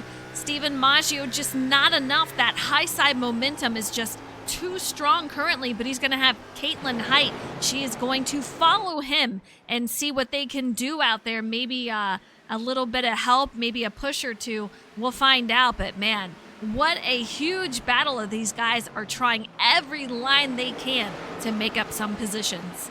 Yeah, talk about pushing and shoving a little bit. 42 and the 37. Talk about Brody Falliker and Andrew Sanford. 42 gave that 37 a shot all the way down the front stretch into the corner. That's how they were able to gain a little bit of time. And every time the 20 of Oplinger has looked under the 42, he's gone down and shut the door. But Jimmy Cocker and Jonathan Hernandez right behind these guys, just kind of on-looking, wondering which line is going to move. Well, Brendan Book in the 5, he found a line as he tries to throw it underneath the 10 of Caitlin Height. He's going to pull a little bit of a slide job right up track. Can Caitlin pull a little bit of a crossover? Nope. It's going to stay right behind Brendan Book. We got a nice view of that on Matthew Oplinger. We're inside his cockpit view here. And you can see him all over that wheel as he's coming off the exit. These guys all over the place trying to hold on to this machine from hitting the wall. The 42 looks like he might have made some contact with that outside wall as he heads into the corner. A lot of movement up and down this track, fanning out wherever they can, wherever the car is comfortable, and wherever you can save those tires. Battle for the lead. Jamie Wright, Steven Maggio side by side. 51, though, off the exit, not able to quite get the throttle down. But Brendan Book, he's going to throw that number 5 Valvoline machine underneath the 61. He's going to be able to clear Micah. A little loose up off the corner. Micah's going to give him a little bit of a love tap getting into turns 1 and 2 and then check up. But again, the battle for the lead. 03 up high. 51 throws it down low. Side by side. P3, P4, and beyond. Got to love what they see, because as this all happens, there it is. Cue that Jaws music. Absolutely. You can see that 5 car making up some time in the 51 and 03, just trading some time out here, just closing that gap between them and Brendan Book with all this battling. But that 51 looks very, very strong. I'm just a little afraid for his tires. Gaining all that time and position, you know he's got to be wearing those tires down, and we'll see how that does on the long run. But I want to take a look at the strategy here, how long their stint has been. Andrew Sanford, he is on the freshest tires out here by about 10 laps. The rest of them have been running 46 laps out here. Andrew Sanford, 35. Yeah, Andrew Sanford doing a great job. Looks like the next driver that was in on lap 98, you'd have to go back to P13 for Tom Flitcroft. He qualified 13th. That's currently right where he runs. Francis Hamilton, John Honeycutt, and Dylan Robb also right. I'm sorry, not Dylan Robb, but John Honeycutt. Also, those guys were in on lap 98, as it looks like the 51 was able to go ahead and take the lead away. Eliza, that is not what the rest of this field wanted to see. No, it's not. You know, he's got quite a few wins. He's got 3. So this would be his 4th win of the season. Just absolutely competitive, consistent out here. 4 wins would just be insane. He's the only driver out here currently with 3 wins to get 4. It's 2 more than any other driver. That's gonna be tough out here as we head into the chase. Yeah, talking about the chase, just a couple more weeks before that starts. Next week is Throwback Week, live from Darlington. It's going to be a phenomenal race. Cannot wait to see what all these very artistic drivers put together as far as their throwback schemes. And then after that, the longest race of the season. It's the penultimate race getting into, or before we get into the chase, talking about Charlotte Motor Speedway, 200 laps from the Queen City. It's going to be a phenomenal race to see how that all shakes out. But Eliza, there's now just a little over 60 laps to go this evening before we get to those two other great races.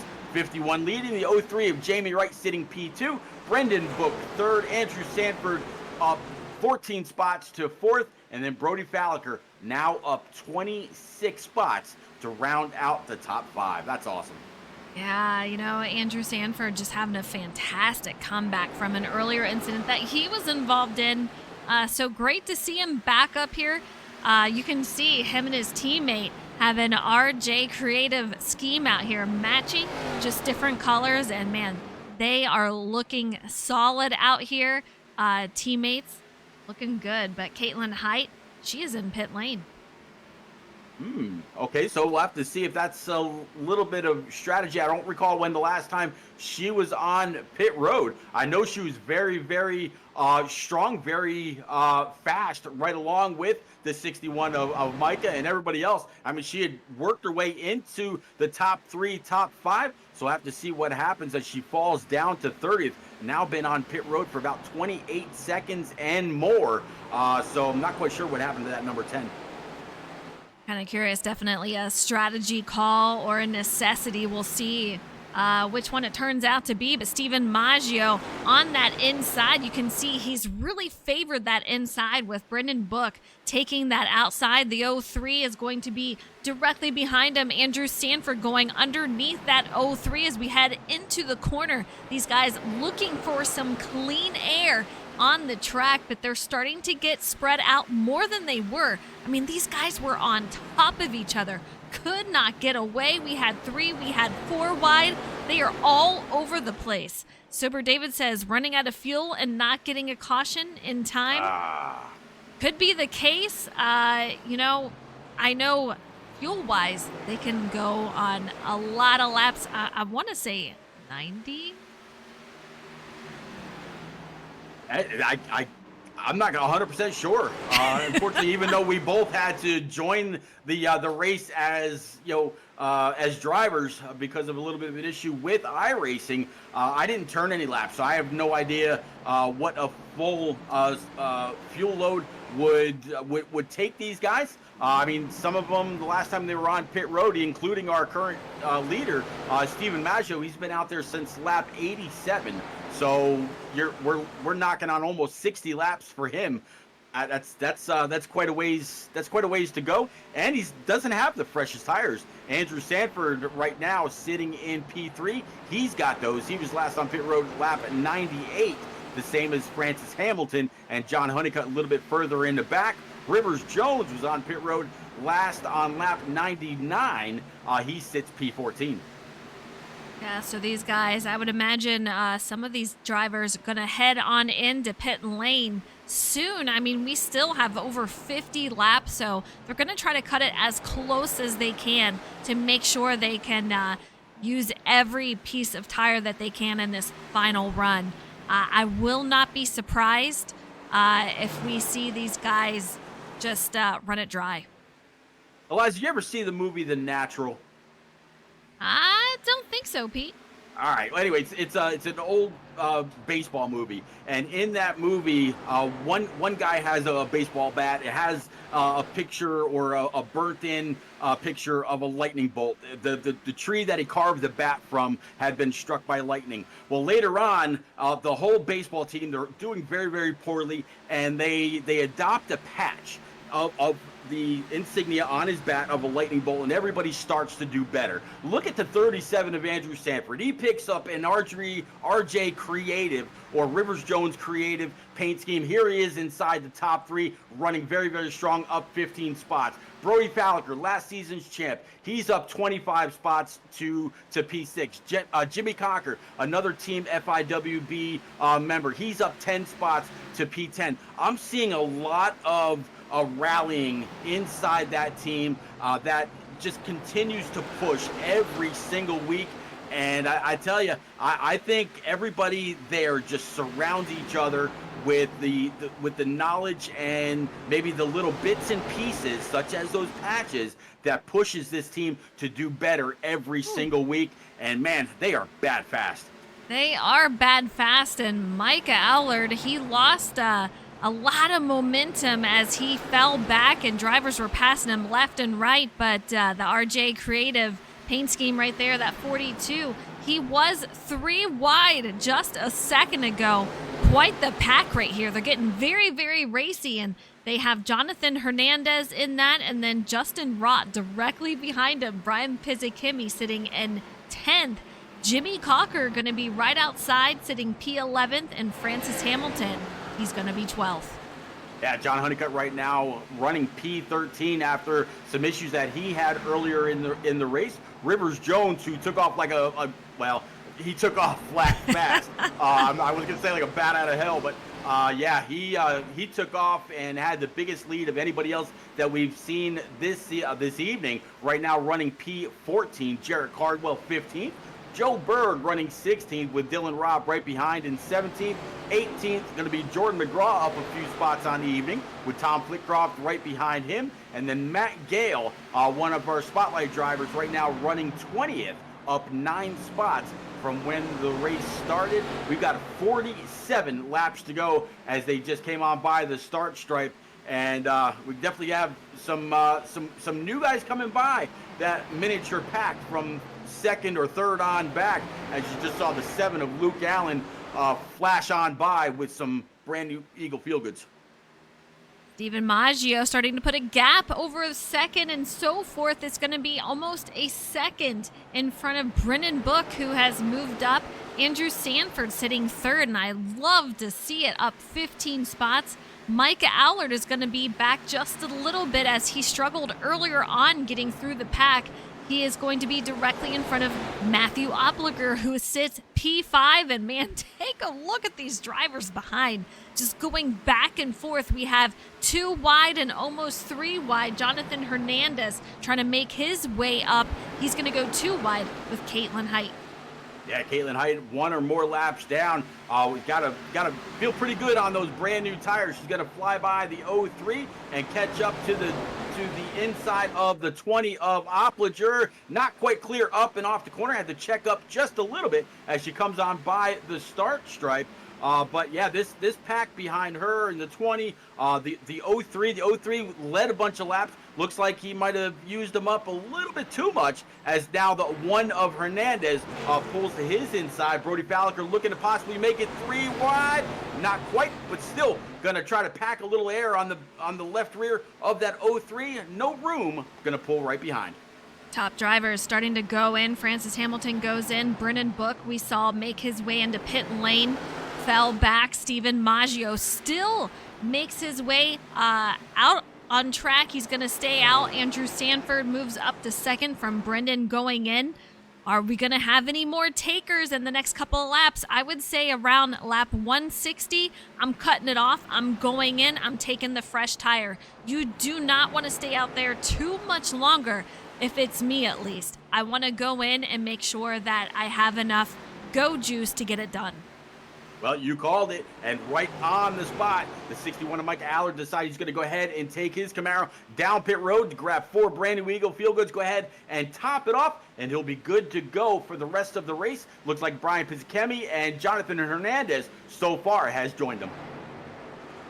See if we have our leader coming in this time around. Oliver, what's up? I hope you're doing well. I hope you guys are enjoying this race. Let me know, who do you think's going to win? I think there's going to be a lot of strategy going into this race. How it's going to finish, we'll see what happens here. But Maggio, it's 160 of 200. He stays out. Andrew Sanford, who was in second, he is going to go in. So we have quite a bit of leaders that are coming in. When is our actual leader, Steven Maggio? When is he going to make his way on in? Yeah, Brian Pizzichimmi pulled his number 78 down pit road. 37, very, very aggressive getting on pit road. Hopefully he doesn't get a speeding penalty, as I watch the left side of his car go on up. And as it drops, he's back on the throttle, leaving pit road right now. You can see that 37 making his way around. Let's bring it back up to our leader, Steven Maggio, in that 51 car as he is making his way to the start-finish line behind Caitlin Height, who is a lap down here. Matthew Opliger in second, up 7 spots from where he started. Brody Folliker up 28 spots, sitting P3 after several drivers going into pit lane. He started in the back, did not have a lot of practice. You can see him hit the wall a little bit there. Justin Rott behind him, up 11 spots, and you see Jamie Wright in the 03. He's P5. As we just saw the 10 of Caitlin Height get past the leader, 51. That actually puts her back on the lead lap the old school way. So her with those new tires, we'll have to see what happens as the race rolls on. Does she lose a whole bunch of time? Not quite sure. On those new tires, I don't know if on those older tires, I don't know if I, as the 51, would stay out too long. But Eliza has clearly won more races than I have. I'm not going to question his judgment whatsoever. But when you know the 37 was bad fast, I don't know how much longer I'd stay out, because eventually you're going to have to make up a gap for those that were behind you when they've already gone down pit road. Absolutely. I mean, these guys are on 76 lap old tires out here. The 51 chooses to stay out. We're on 165 of 200, staying out longer than I would imagine. But hey, that's why these guys do better than I would out there. So I will trust what they're doing. But it makes it definitely interesting with all the different strategies. And Brody Folliker getting very loose coming off that exit. You can see Justin Rott still right behind him. Things are really spread out currently, though. 3.5 seconds between first and second place. We'll see how this goes. This is just, it's wild to see all the different strategies in play. Yeah, right now, Joe Berg, he was last in on lap 100. Those that have recently come down, though, Caitlin Height again on lap 139. Michael Walls on lap 141. Brendan Book, we missed him. He was in on lap 155. 157 for Micah Allard. 159 for Andrew Sanford. Again, very, very fast in at number 37. Jonathan Hernandez on 158. 156 for Francis Hamilton. Brian Pizzicemi also 158. A lot of these guys, they're going to be really hauling the mail. I don't know how much longer I'd stay out for Steven Maggio. Unless you're hoping that somebody made a bad call with their brake bias when they've got to whoa and slow that thing up to get onto pit road, or what the case may be. I don't know how much longer you can stay out to hope to catch up to the rest of the field a little bit later on. Yeah, fuel-wise, I'm thinking about 15 more laps, but Jimmy Cocker, he is out there on pit lane. Steven Maggio still out there. He is getting ready to hit 170. I'm thinking it's a good time to go in, but Matthew Opliger, he's out here also sitting P2. Steven Maggio has 3 wins so far, looking for his 4th. Matthew Opliger, he's looking for his 3rd. Yeah, Brody Falliker about 4.5 to almost 5 seconds behind our leader, sitting 3rd. Rott right now in that number 76. It looks like he's also just about 5 seconds behind the leader. John Honeycutt 6 seconds back of the leader, hoping that maybe he'll come on down pit road. Last time he was there was lap 98. So some of these front runners, again, maybe hoping for a caution, as it looks like the 20 of Opliger, he's going to be among the first of our top 3, top 5 to bring it on down pit road. Yeah, a little sketchy there. A little sketchy there, but hopefully he made it in all right, and we'll see where he comes out as. But that 51 still out. Brody Folliker going to move up to P2. Justin Rott in 3rd. John Honeycutt in 4th. Rivers Jones, who we saw leading a few laps out there, P5. Jamie Wright 6th. Jarek Hardwell 7th. Joe Berg 8th. Matthew Gale in 9th. And Connor Cunningham going to round out your top 10. Yeah, Jordan McGraw right now sitting P11 with Jose Ruiz, his Team FTR teammate right behind him.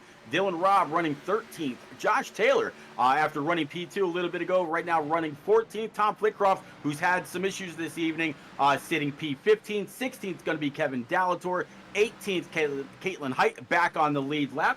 Philip Bridgman right now sitting. Actually, he just took over 18th. 19th going to be Jonathan Jurgensmeyer. Riley Rosenbrook sitting 20th, and Brendan Book in the 21st spot. And I want to say, I believe he's the last car on the lead lap. But yeah, he is. He's right now running the last car on the lead lap. Micah Allard hoping that yellow flies as he's the first car one lap down. Yeah, we saw a car out there missing the front bumper. So they are definitely cool in that engine. The 51 though, I'm kind of blown away here, Pete, that he has not gone in. Is he going to try to stay the whole time? From what I talked with drivers, 90 laps was around when you had to go in for fuel. However, that's it could change. It depends on how much you're letting off. Did he save any? But I think that is just really, really pushing it. I still got to believe that he's going to come in.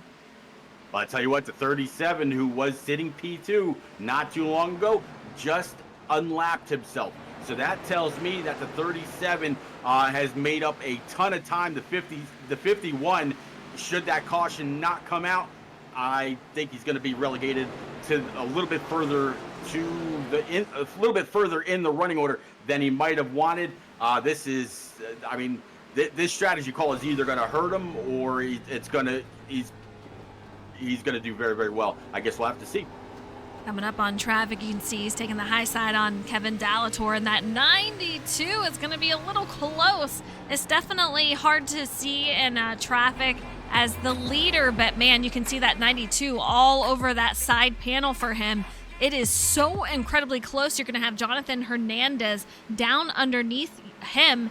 He is sitting P22 at the moment, our leader in that 51 on that high side. Yeah, the one's going to be able to be clear maybe as the 51. Yeah, okay, now he's going to be clear. The 51 got a great run up and off the high side. Pulls in right behind the one. Justin Rott now 5.6 seconds behind him. John Honeycutt right now sitting third at 6.3 seconds behind. Very, very big mix-up in the full running order. He hasn't quite caught any more cars to put them a lap down. Still Hernandez now is the last car as we saw him just get on by the 51. Absolutely incredible how these guys are getting spread out in this long run. I'm still counting it, Pete. I still think he's going to make his way on in. I don't think there's a way that he's going to stay out, but man, maybe he's going to surprise us. And I see you, Photog Brian. Thank you so much for the follow. I appreciate it. Hope you're enjoying the race. It is a wild one. 21 to go here at Iowa Speedway. 200 laps total. And what a race it has been. Kansas was a phenomenal race out here. And tonight, oh man, another great one. Next week is going to be throwbacks at Darlington. And then our endurance race, the 47 gets upset back there. That's going to be Micah Walls, but he holds on to it. But we're going to have the endurance race at Charlotte, our last race before the chase. Well, Eliza, I think I might have our answer. Just watching the 51 of Steven Maggio shutting it all the way down in turns 1 and 2. He's got his mind set. He's making it 19 more laps. He wants win number 4 as Connor Cunningham goes down pit road. Absolutely incredible if he can get this to hold on. I mean, Justin Rott almost 5.5 seconds back. I mean, that 51 machine is just running into traffic left and right. I don't know if he's got enough speed for it to matter at all, to run into any trouble, but that 47, you can see him just on the run on that outside. We're going to see if these drivers can catch up, but I think he's got a few perhaps on the same strategy with him.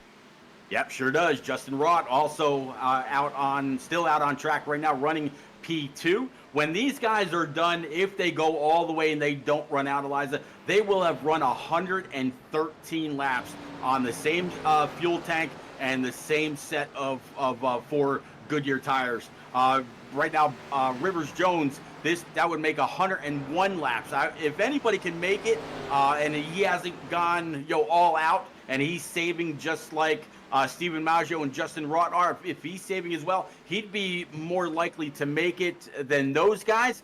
But man, what a top three if they're able to go the same distance. Or John Honeycutt, he hasn't been on pit road. If he goes the distance, it will have been 102 laps for him. Jared Cardwell, 113 laps for him. Joe Berg, the last time he was on pit road is lap 100. Lap 98 for Matt Gale, Jordan McGraw, and Jose Ruiz as well. So a lot of strategy being played for most of the drivers inside the top 10. Jamie Wright, we saw him make his way on the pit lane, and he is now coming back out onto the track. I love to see how the different strategies play out. But, man, close call between the 11 and the 51. The 11 on fresh tires. He takes it up high, and that 51, just not a lot of places to go. And I'm pretty sure I just saw a car disappear. But Jarrett Cardwell on his way into pit lane. Yeah, 13. I believe that's the 13. Kind of far off it's 13. Up high, kind of pulling a little bit of a magic show, blinking out and then coming back in again. So he goes on by the 51. Here comes Connor Cunningham, who I just mentioned a little bit ago. He was on pit road. He goes flying by the leader. Next, you got the 24 of Philip Bridgman drawing a bead on Steven Maggio as well. So more and more cars getting themselves back on the lead lap as the 51 really, really slow in the pace. Rivers Jones cautions out. What a this is going to be interesting. This is not what the 51 wanted to see. This is going to put him way in the back. But Eliza, he's going to have some very, very fresh tires. Yeah, this switches things up, and I'll tell you what, Justin Rod, he went into pit lane and hit the wall on the way in there. I almost thought a caution was going to come out for that. So let's find out exactly what happened. I know the 00 and the 3 car were involved in this.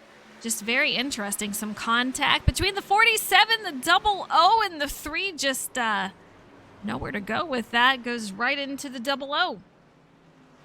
Yeah, very unfortunate. Connor Cunningham is very fast, and that just turns him to the inside wall, and Connor nowhere to go. Hits the 00 in the door, and he ends up parked in the grass. Looks like the 3's not too badly damaged, able to drive away. No surprise here, but that 51 on his way down at pit lane. So many different strategies. Jacob, I see you out there. Hope you're doing well. Tonight's theme, strategies and just tire saving. Everyone has been on a different strategy for tires, and you've seen guys passing everyone on restarts. It's been a wild race for sure. I've enjoyed seeing what these guys can do with it. Boy, I tell you what, Eliza, I'm a big fan of Rivers Jones right now. He is going to be among the first few to come out of pit road. Looks like he's going to line up he's actually going to line up outside of Steven Maggio once we get going back green. We saw very, very quickly when it was when it looked like he was shot out of a cannon. He had the short run speed that it seemed like nobody had when he had a second or more lead over the rest of the field. Steven Maggio might have his hands full with a brand new driver. This strategy just went bust for everybody that was trying to save fuel and make it. Now they got to rely on that raw speed. We're about to have an 8 or a 9 lap shootout from Iowa. I think it's going to be a very interesting race for this final 10 laps. I'm kind of curious. I think we might see another caution, Pete. You know, the chaos, it starts whipping up on these final laps, and we've already seen 3 and 4 wide racing. I think it's going to heat up a lot in these final moments. Yeah, elbows up. We'll have to wait and see. Here's where every position matters. Max points is what they all want, especially with just 2 short races left to go. Steven Maggio, multi-time winner. The 91, he wants to get that machine into victory lane. So does the 93 of Joe Berg, Jonathan Hernandez, and John Honeycutt. Great rebound for him. That's going to be the restart here on the top 5. Looks like the 51 has gone ahead and chosen the high side. We'll have to see what the low side is like for the 91, 93, and the 50 as the pace car lets all those that are going to take the wave around. And we're going to go back green, I believe, next time by. There we go. You can see the drivers lined up, and you can see just a big grouping of cars that are going to make their way to the back of the field here. And these guys are going to try to keep it as tight as they can. Steven Maggio on the outside. Rivers Jones going to be on the inside.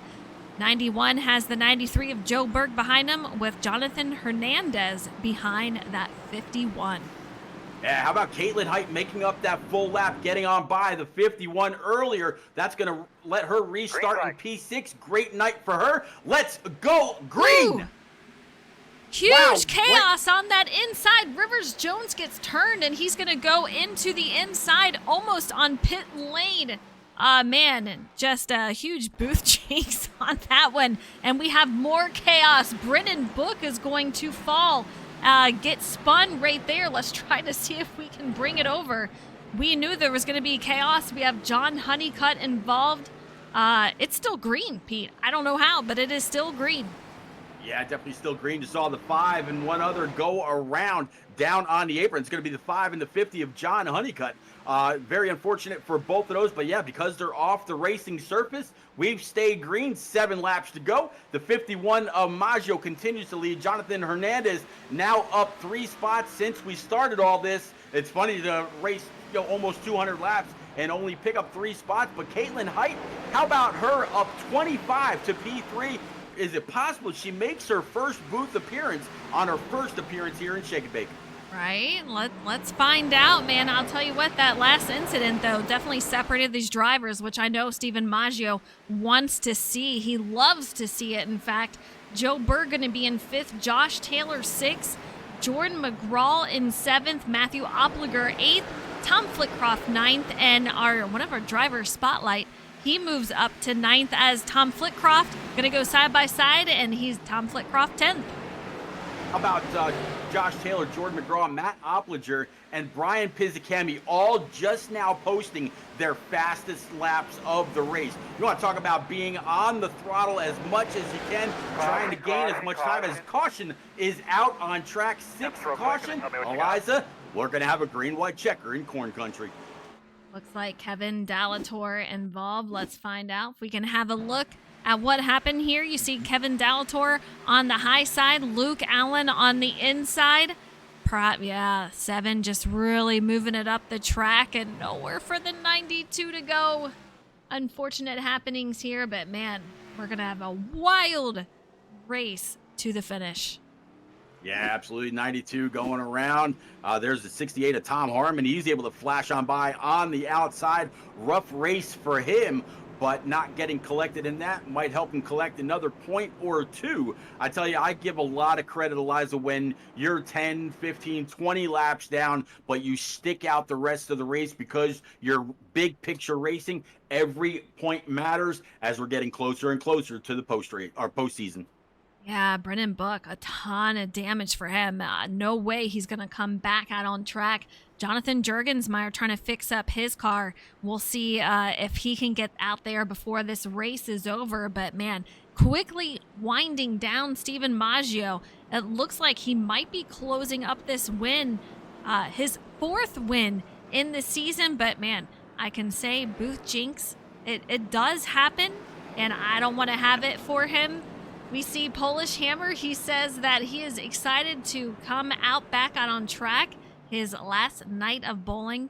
We'll see you next week. Yeah, for sure. He says he's rooting on Jordan McGraw, Matthew Opliger, and Jarrett Cardwell.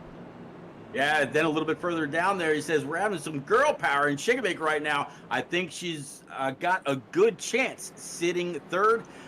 Polish Hammer, you are not wrong by any means. Not only that, she's going to be restarting on the inside. So as long as, we'll have to see which line the 51 chooses. Last time he chose the high side. If he does the same thing, she might be stuck behind the 1 of Hernandez. So I guess it all depends on where the 51 goes now. Looks like he's got until next time by to choose high or low. Got Matt Sisler in the chat, and he says that he felt like our 3 birdies car was coming good and was trying to stay off Berg at a 4 and just didn't leave enough room for Harmon. 15 minutes of damage, so he just took it off to the garage. Hate to hear it for his team and race tonight. Unfortunate, but Steven Maggio still out front. Jonathan Hernandez second. Caitlin Height in her debut, currently sitting P3. Andrew Sanford fourth. Joe Berg rounding out your top 5. And Juiced, thank you so much for the sub. I appreciate it. Hope you're doing well out there. Yeah, it's great to have you, and thank you so much for the sub. Yeah, Josh Taylor right now sitting P6 in that deuce. The 34, Jordan McGraw, 7th right now. Matt Opliger back to 8th. Tom Flitcroft running P9. And Matt Gale, how about Gale Force out there in the land of Twitter right now, sitting P10 from across the pond in the UK. We talked about it in pre-race, and again, before we went live, big props to the guy for staying up till 2 or 3 a.m. in British time, 5 hours ahead, to continue to run full-time, Eliza, full-time here in the Shake and Bake series for what, his 2nd or 3rd season, I want to say. I have to appreciate his dedication. Absolutely. You know, we have a couple of drivers that do that here in F1, so a huge appreciation for them for sure. These guys are getting ready to go back to green, hopefully for the final time with 3 to go. Currently, we're coming up, man, let's bring it home green. Absolutely, we're about to find out. Pace car's making a hard left Green towards flag. pit road. Steven Maggio hard on the throttle. It looks like the 37 might have got caught sleeping just a little bit, but getting a big shove from the 2 of Josh Taylor. 3 wide right now for P3. Joe Berg on the bottom. Caitlin Height in the middle. She's going to gain a little bit of speed. 93's got a little bit of a gap right behind. 37 up on the high side. The 2's going to go around back into the car in the wall. We're back under caution.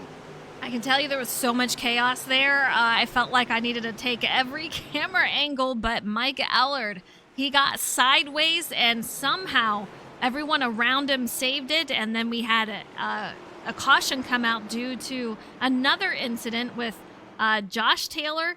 It had Kevin Dallator in it. Once again, Philip Bridgman. So just pure chaos on this final restart here. Yeah, a lot to unpack on that restart. A lot happening both in the front and the back. I don't know if that was a little bit of an accordion effect since the guy on the outside didn't get going. But, wow, what a second. This is the second attempt at a green-white checker. 51 says, hey, y'all want to go ahead and cause one more in the back and then one more after that? I'll be happy to take home my 4th win. Maybe he's hoping that the one of Hernandez can't get to his inside. Again, Hernandez missed last week. He's got a lot to prove this week.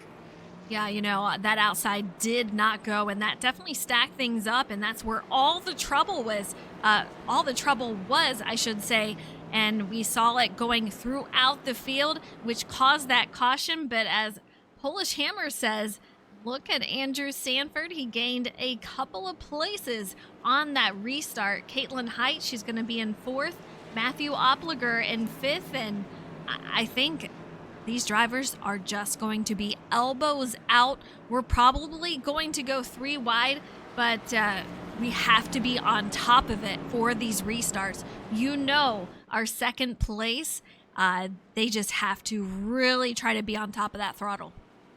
Absolutely. You know, somebody called out Jordan McGraw a little bit ago saying, laughing a little bit that he found that throttle pedal. Well, how about old J-Mac right now working his way up to P7 of 14 spots on the evening, doing a masterful job in his Team FDR Sega machine. So great job by him. Tom Flitcroft also had a little bit of an issue earlier. Right now sitting 8th. Matt Gale sitting 9th. Justin Rott in 10th. I mean, this is a great top 10. Looking forward to see how this works out. I'd like to see it work out under green, Eliza, but I think everybody's on that. There's no more give. It is all take. I think so, yeah. You know, when these when that final caution comes out, that after a long green flag run and you only have a few left, you know it's going to open up a can of worms, and this is exactly what has been done. We're going to see these cautions fly out, and here it is. We're sitting on our 2nd one, 7th caution of the night. So it's going to be a little crazy. It's going to be a little chaotic on this next restart. All right, Eliza, one more lap to go until we go back green, getting all racked and stacked. Back up, 51, Maggio, 1, Hernandez, 20, the 10 of Caitlin Height, Andrew Sanford in the 37, Joe Berg in the 93, Matt Oplinger, Tom Flickroft, Jordan McGraw, Justin Rott, and Matt Gale. That's going to be our top 10 on this restart. As Polish Hammer said, look out for that 37. 37 is going to be behind the 1, so he might be at a little bit of a disadvantage, but Caitlin Height could be at a bigger advantage because she's starting right behind the control car, and she's got the 93 of Joe Berg right behind. He's going to be on full gas mode, same as the 37. This is going to be a phenomenal finish. Whether it happens now or on one more green flag restart, we're about to find out. Pace car's going to make that hard left down pit road. Here we go, Eliza. I agree. Caitlin Height, you can see her all over that. Just a little bit of a gap at Steven Maggio, trying to put these drivers behind him, and that's exactly what he's done. Second place is going to go too wide and throughout the field, so exactly what he wants to see, that 20 making contact with the 37, the 37 on top of the 93, and this is going to be for about 4th place. Drivers everywhere. Can we bring it to the final lap? It is going to be close. Here we go. Steven Maggio goes for the final lap, and we're going to see him out here leading into turn 2 to the backstretch. Yeah, the 10 of Caitlin Height, all throttle right now, staying ahead of the 1 and the 93 of Joe Berg. Just half a track more, and she'll secure her first podium spot. But as the 51 comes off turn 4, he gets it done in Iowa. He gets his 4th win of the season, and we're going to have Caitlin Height in 2nd, Jonathan Hernandez in 3rd, Joe Berg 4th, Andrew Sanford in 5th, Matthew Opliger 6th, Tom Flitcroft 7th, Justin Rott 8th, Jordan McGraw 9th, and Rivers Jones rounds out the top 10. What a dramatic finish, Pete. Yeah, dramatic finish. I mean, it was all throttle for that last lap, and right at the line, just a huge wreck. Just the entire field exploded, or imploded, you may want to say, but it all belongs to Maggio as he makes a big slide through the dirt. Yeah, you can see him celebratory burnout out here in the grass, just celebrating after a wild race. You know, he had a fast car, and I know he was not wanting to see that final caution, or that brought out the slew of cautions after that. We'll see what he says, but definitely a celebration. Yeah, I think he's going to attribute this all to clean air and the lead that he had. Once that caution came out, yeah, he's playing the fuel mileage game. That didn't work, but when he came off of pit road and he was leading, there was no looking back. Let's see these guys get in the booth. I don't think any of them are out in chats, and it sounds like he just blew an engine out here. So we'll see if they can make their way into the booth. I'll page them all and get them rounded out here. Yeah, it's going to be, again, Jonathan Hernandez finishing P3 in that number 1 Chevrolet, up 2 spots after starting the night in P5. Caitlin Height started in 27th or 28th spot. She's going to finish P2 in her first ever race here in Shake and Bake in that Toyota. And then P1 again, Steven Maggio in that number 51, up 10 spots to finish. So Eliza, if you follow the manufacturers, you got a couple Toyotas, a couple Chevrolets, a couple more Toyotas, 3 more bow ties, and then all the way back to P10 if you're a big follower of the Blue Oval, and of course those Fords. So very big mix of drivers, a lot of people that came from a little bit further back in the running order, some only making a couple spots, but all in all, a pretty damn good race. Absolutely. I got to bring up Chad. Brody Folliker said his power went out. So Ooh. Absolutely insane. He fell back to 32nd. Not what you want to see, but we do have Jonathan Hernandez in the booth. He's going to round out your podium here. Jonathan, you gained 2 spots. Okay. Oh God, sorry. I thought that was Jonathan for a second. I'm like, holy crap, like what happened to you? Yeah, after this race, right? We saw a wild one for you there, Jonathan. Take us through how your race went, the strategy, and Those final cautions. I wanted to blow up this track by lap 50. I just want to let you know.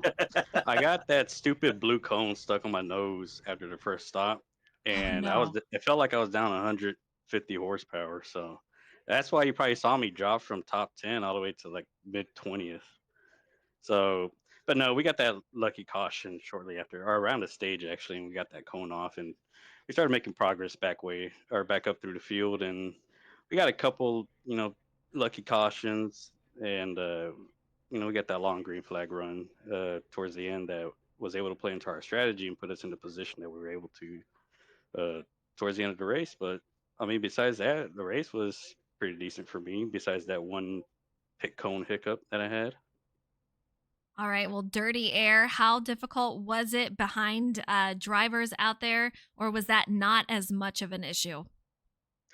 It wasn't as much as of an issue as I thought. I mean, this is from my standpoint at least. I didn't feel the dirty air taking effect. Granted that majority of the tires that came off the car for the race, the right rear was mostly the one that was worn out for me. So I think, from my driving standpoint, it felt better behind a car than if I was in clean air. But I think that was just because I adjusted to driving majority of the race behind the field. So um, I think that's the reason that contributed towards the end as to why I couldn't fully hunt down Maggio, and I lost second to Caitlin. It was a heck of a race, though. Fun battles throughout. Huge congratulations to you for a P3. Fun to have you out here in the booth, and I'm waiting for your win here. It's going to happen. It's just it's a matter of time here. So great job tonight in that P3. Thank you. Yeah, no, that it'll happen eventually. It'll take time. It's hard. It's not an easy league. It's a lot of fast people in here. No, So not at all.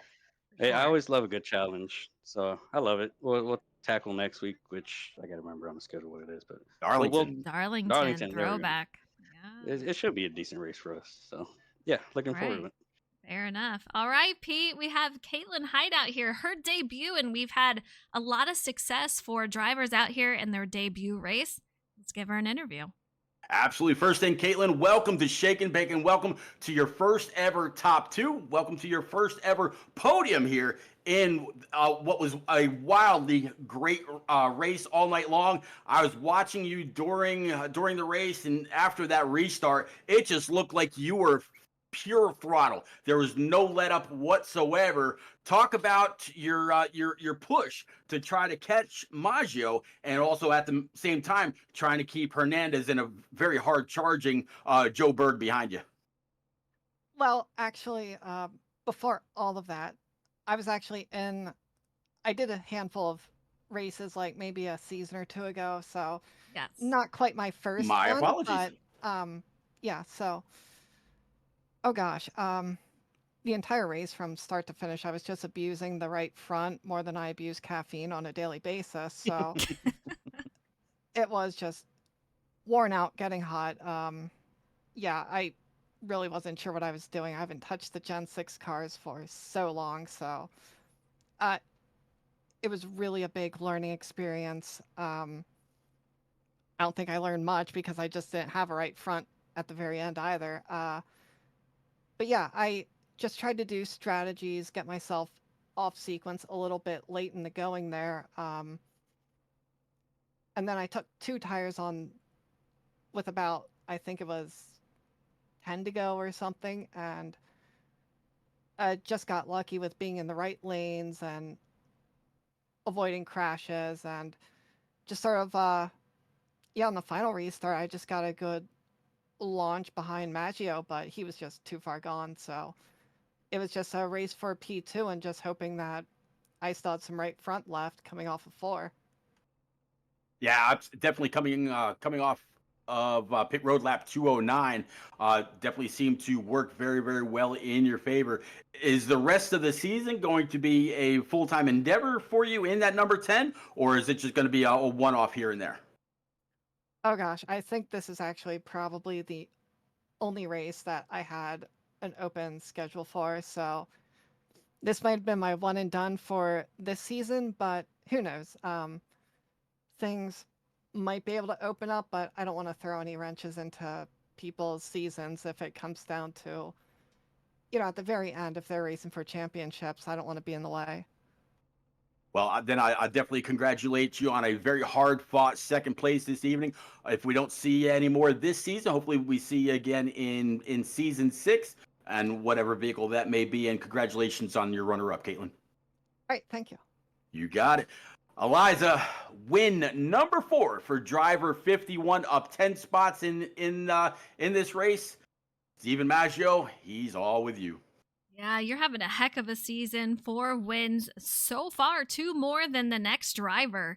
Take us through your race. I know you had a heck of a drive in the final part of it. Were you hoping for that caution when it came out, or did that kind of throw a wrench in your plans? I definitely needed the caution. I was like 10 laps short. When we had restarted there, I looked at the lap and I was like, oh man, I just realized that if I had pit there for fuel, I could have made it to the end. And then I was like, maybe it won't be an issue since we've had caution every 20 or 30 laps, and then of course we go green the whole way. And I was looking at Sanford because I saw he had pit on lap 98. So, but at that time I had only seen that he was like the only one that I had seen that pit on 98. So I was thinking, well, he can make it to the end. So my only chance to win is to just stay out and catch a caution, because if I pit for tires, he's just gonna stay out and win the race. So yeah, I didn't really care about the points. I just, like you said, I already have a couple wins. I just wanted to go for another one, so I stayed out. And then he pit, and I was like, no way! Why did he pit? He could have made it to the end. And I was like fuming at myself, because I was like, he should have been able to make it to the end. Why did he pit? Like now I would have split it in half if I knew he was going to pit. But then a couple laps later, I saw that Honeycutt and Rivers had also pit on that lap. So then I felt better again. I was like, okay, so this was the right strategy to try to win. If I didn't get that caution, I was going to finish like 20th, but it came out. Then yeah, after that, I was just about managing the restarts. I spun my tires on that first one. I saw Rivers did a little bit worse, unfortunately. So then after that, I learned from that and just able to get a good launch with the next 2 restarts. And from there, it was, pretty much smooth sailing. Heading into this race, you were 4th in points, so tonight is definitely going to help that out. Moving into next week at Darlington, how do you feel about that? I love that track. Oh. Even if I don't run great, I love that track. But I think that I can run pretty good there. I used to be really bad, and that's one of the tracks that I worked on a little bit to get a little bit better on. Because every league runs that track, like throwbacks and True. everything. So it's a track you need to Absolutely. be good at. And yeah, I think I'll have a good chance to win. I know Brody's pretty good there. I think my first ever SnB race was there in the next gen, and I pit on the second lap around because I was so new to iRacing. I didn't really know that if I didn't pit the first time and then I pit the second time, then you get a hold, and I had like a 40-second hold, so I didn't really have any chance. And I was leading when I did that too. Lesson But learned. yeah, so I guess we're gonna try to get some redemption. Absolutely. Are you going to have a throwback for next week? We'll see. I technically run a throwback every week, I but was thinking the same thing. That's true. That is true. yeah, we'll see what I can do here.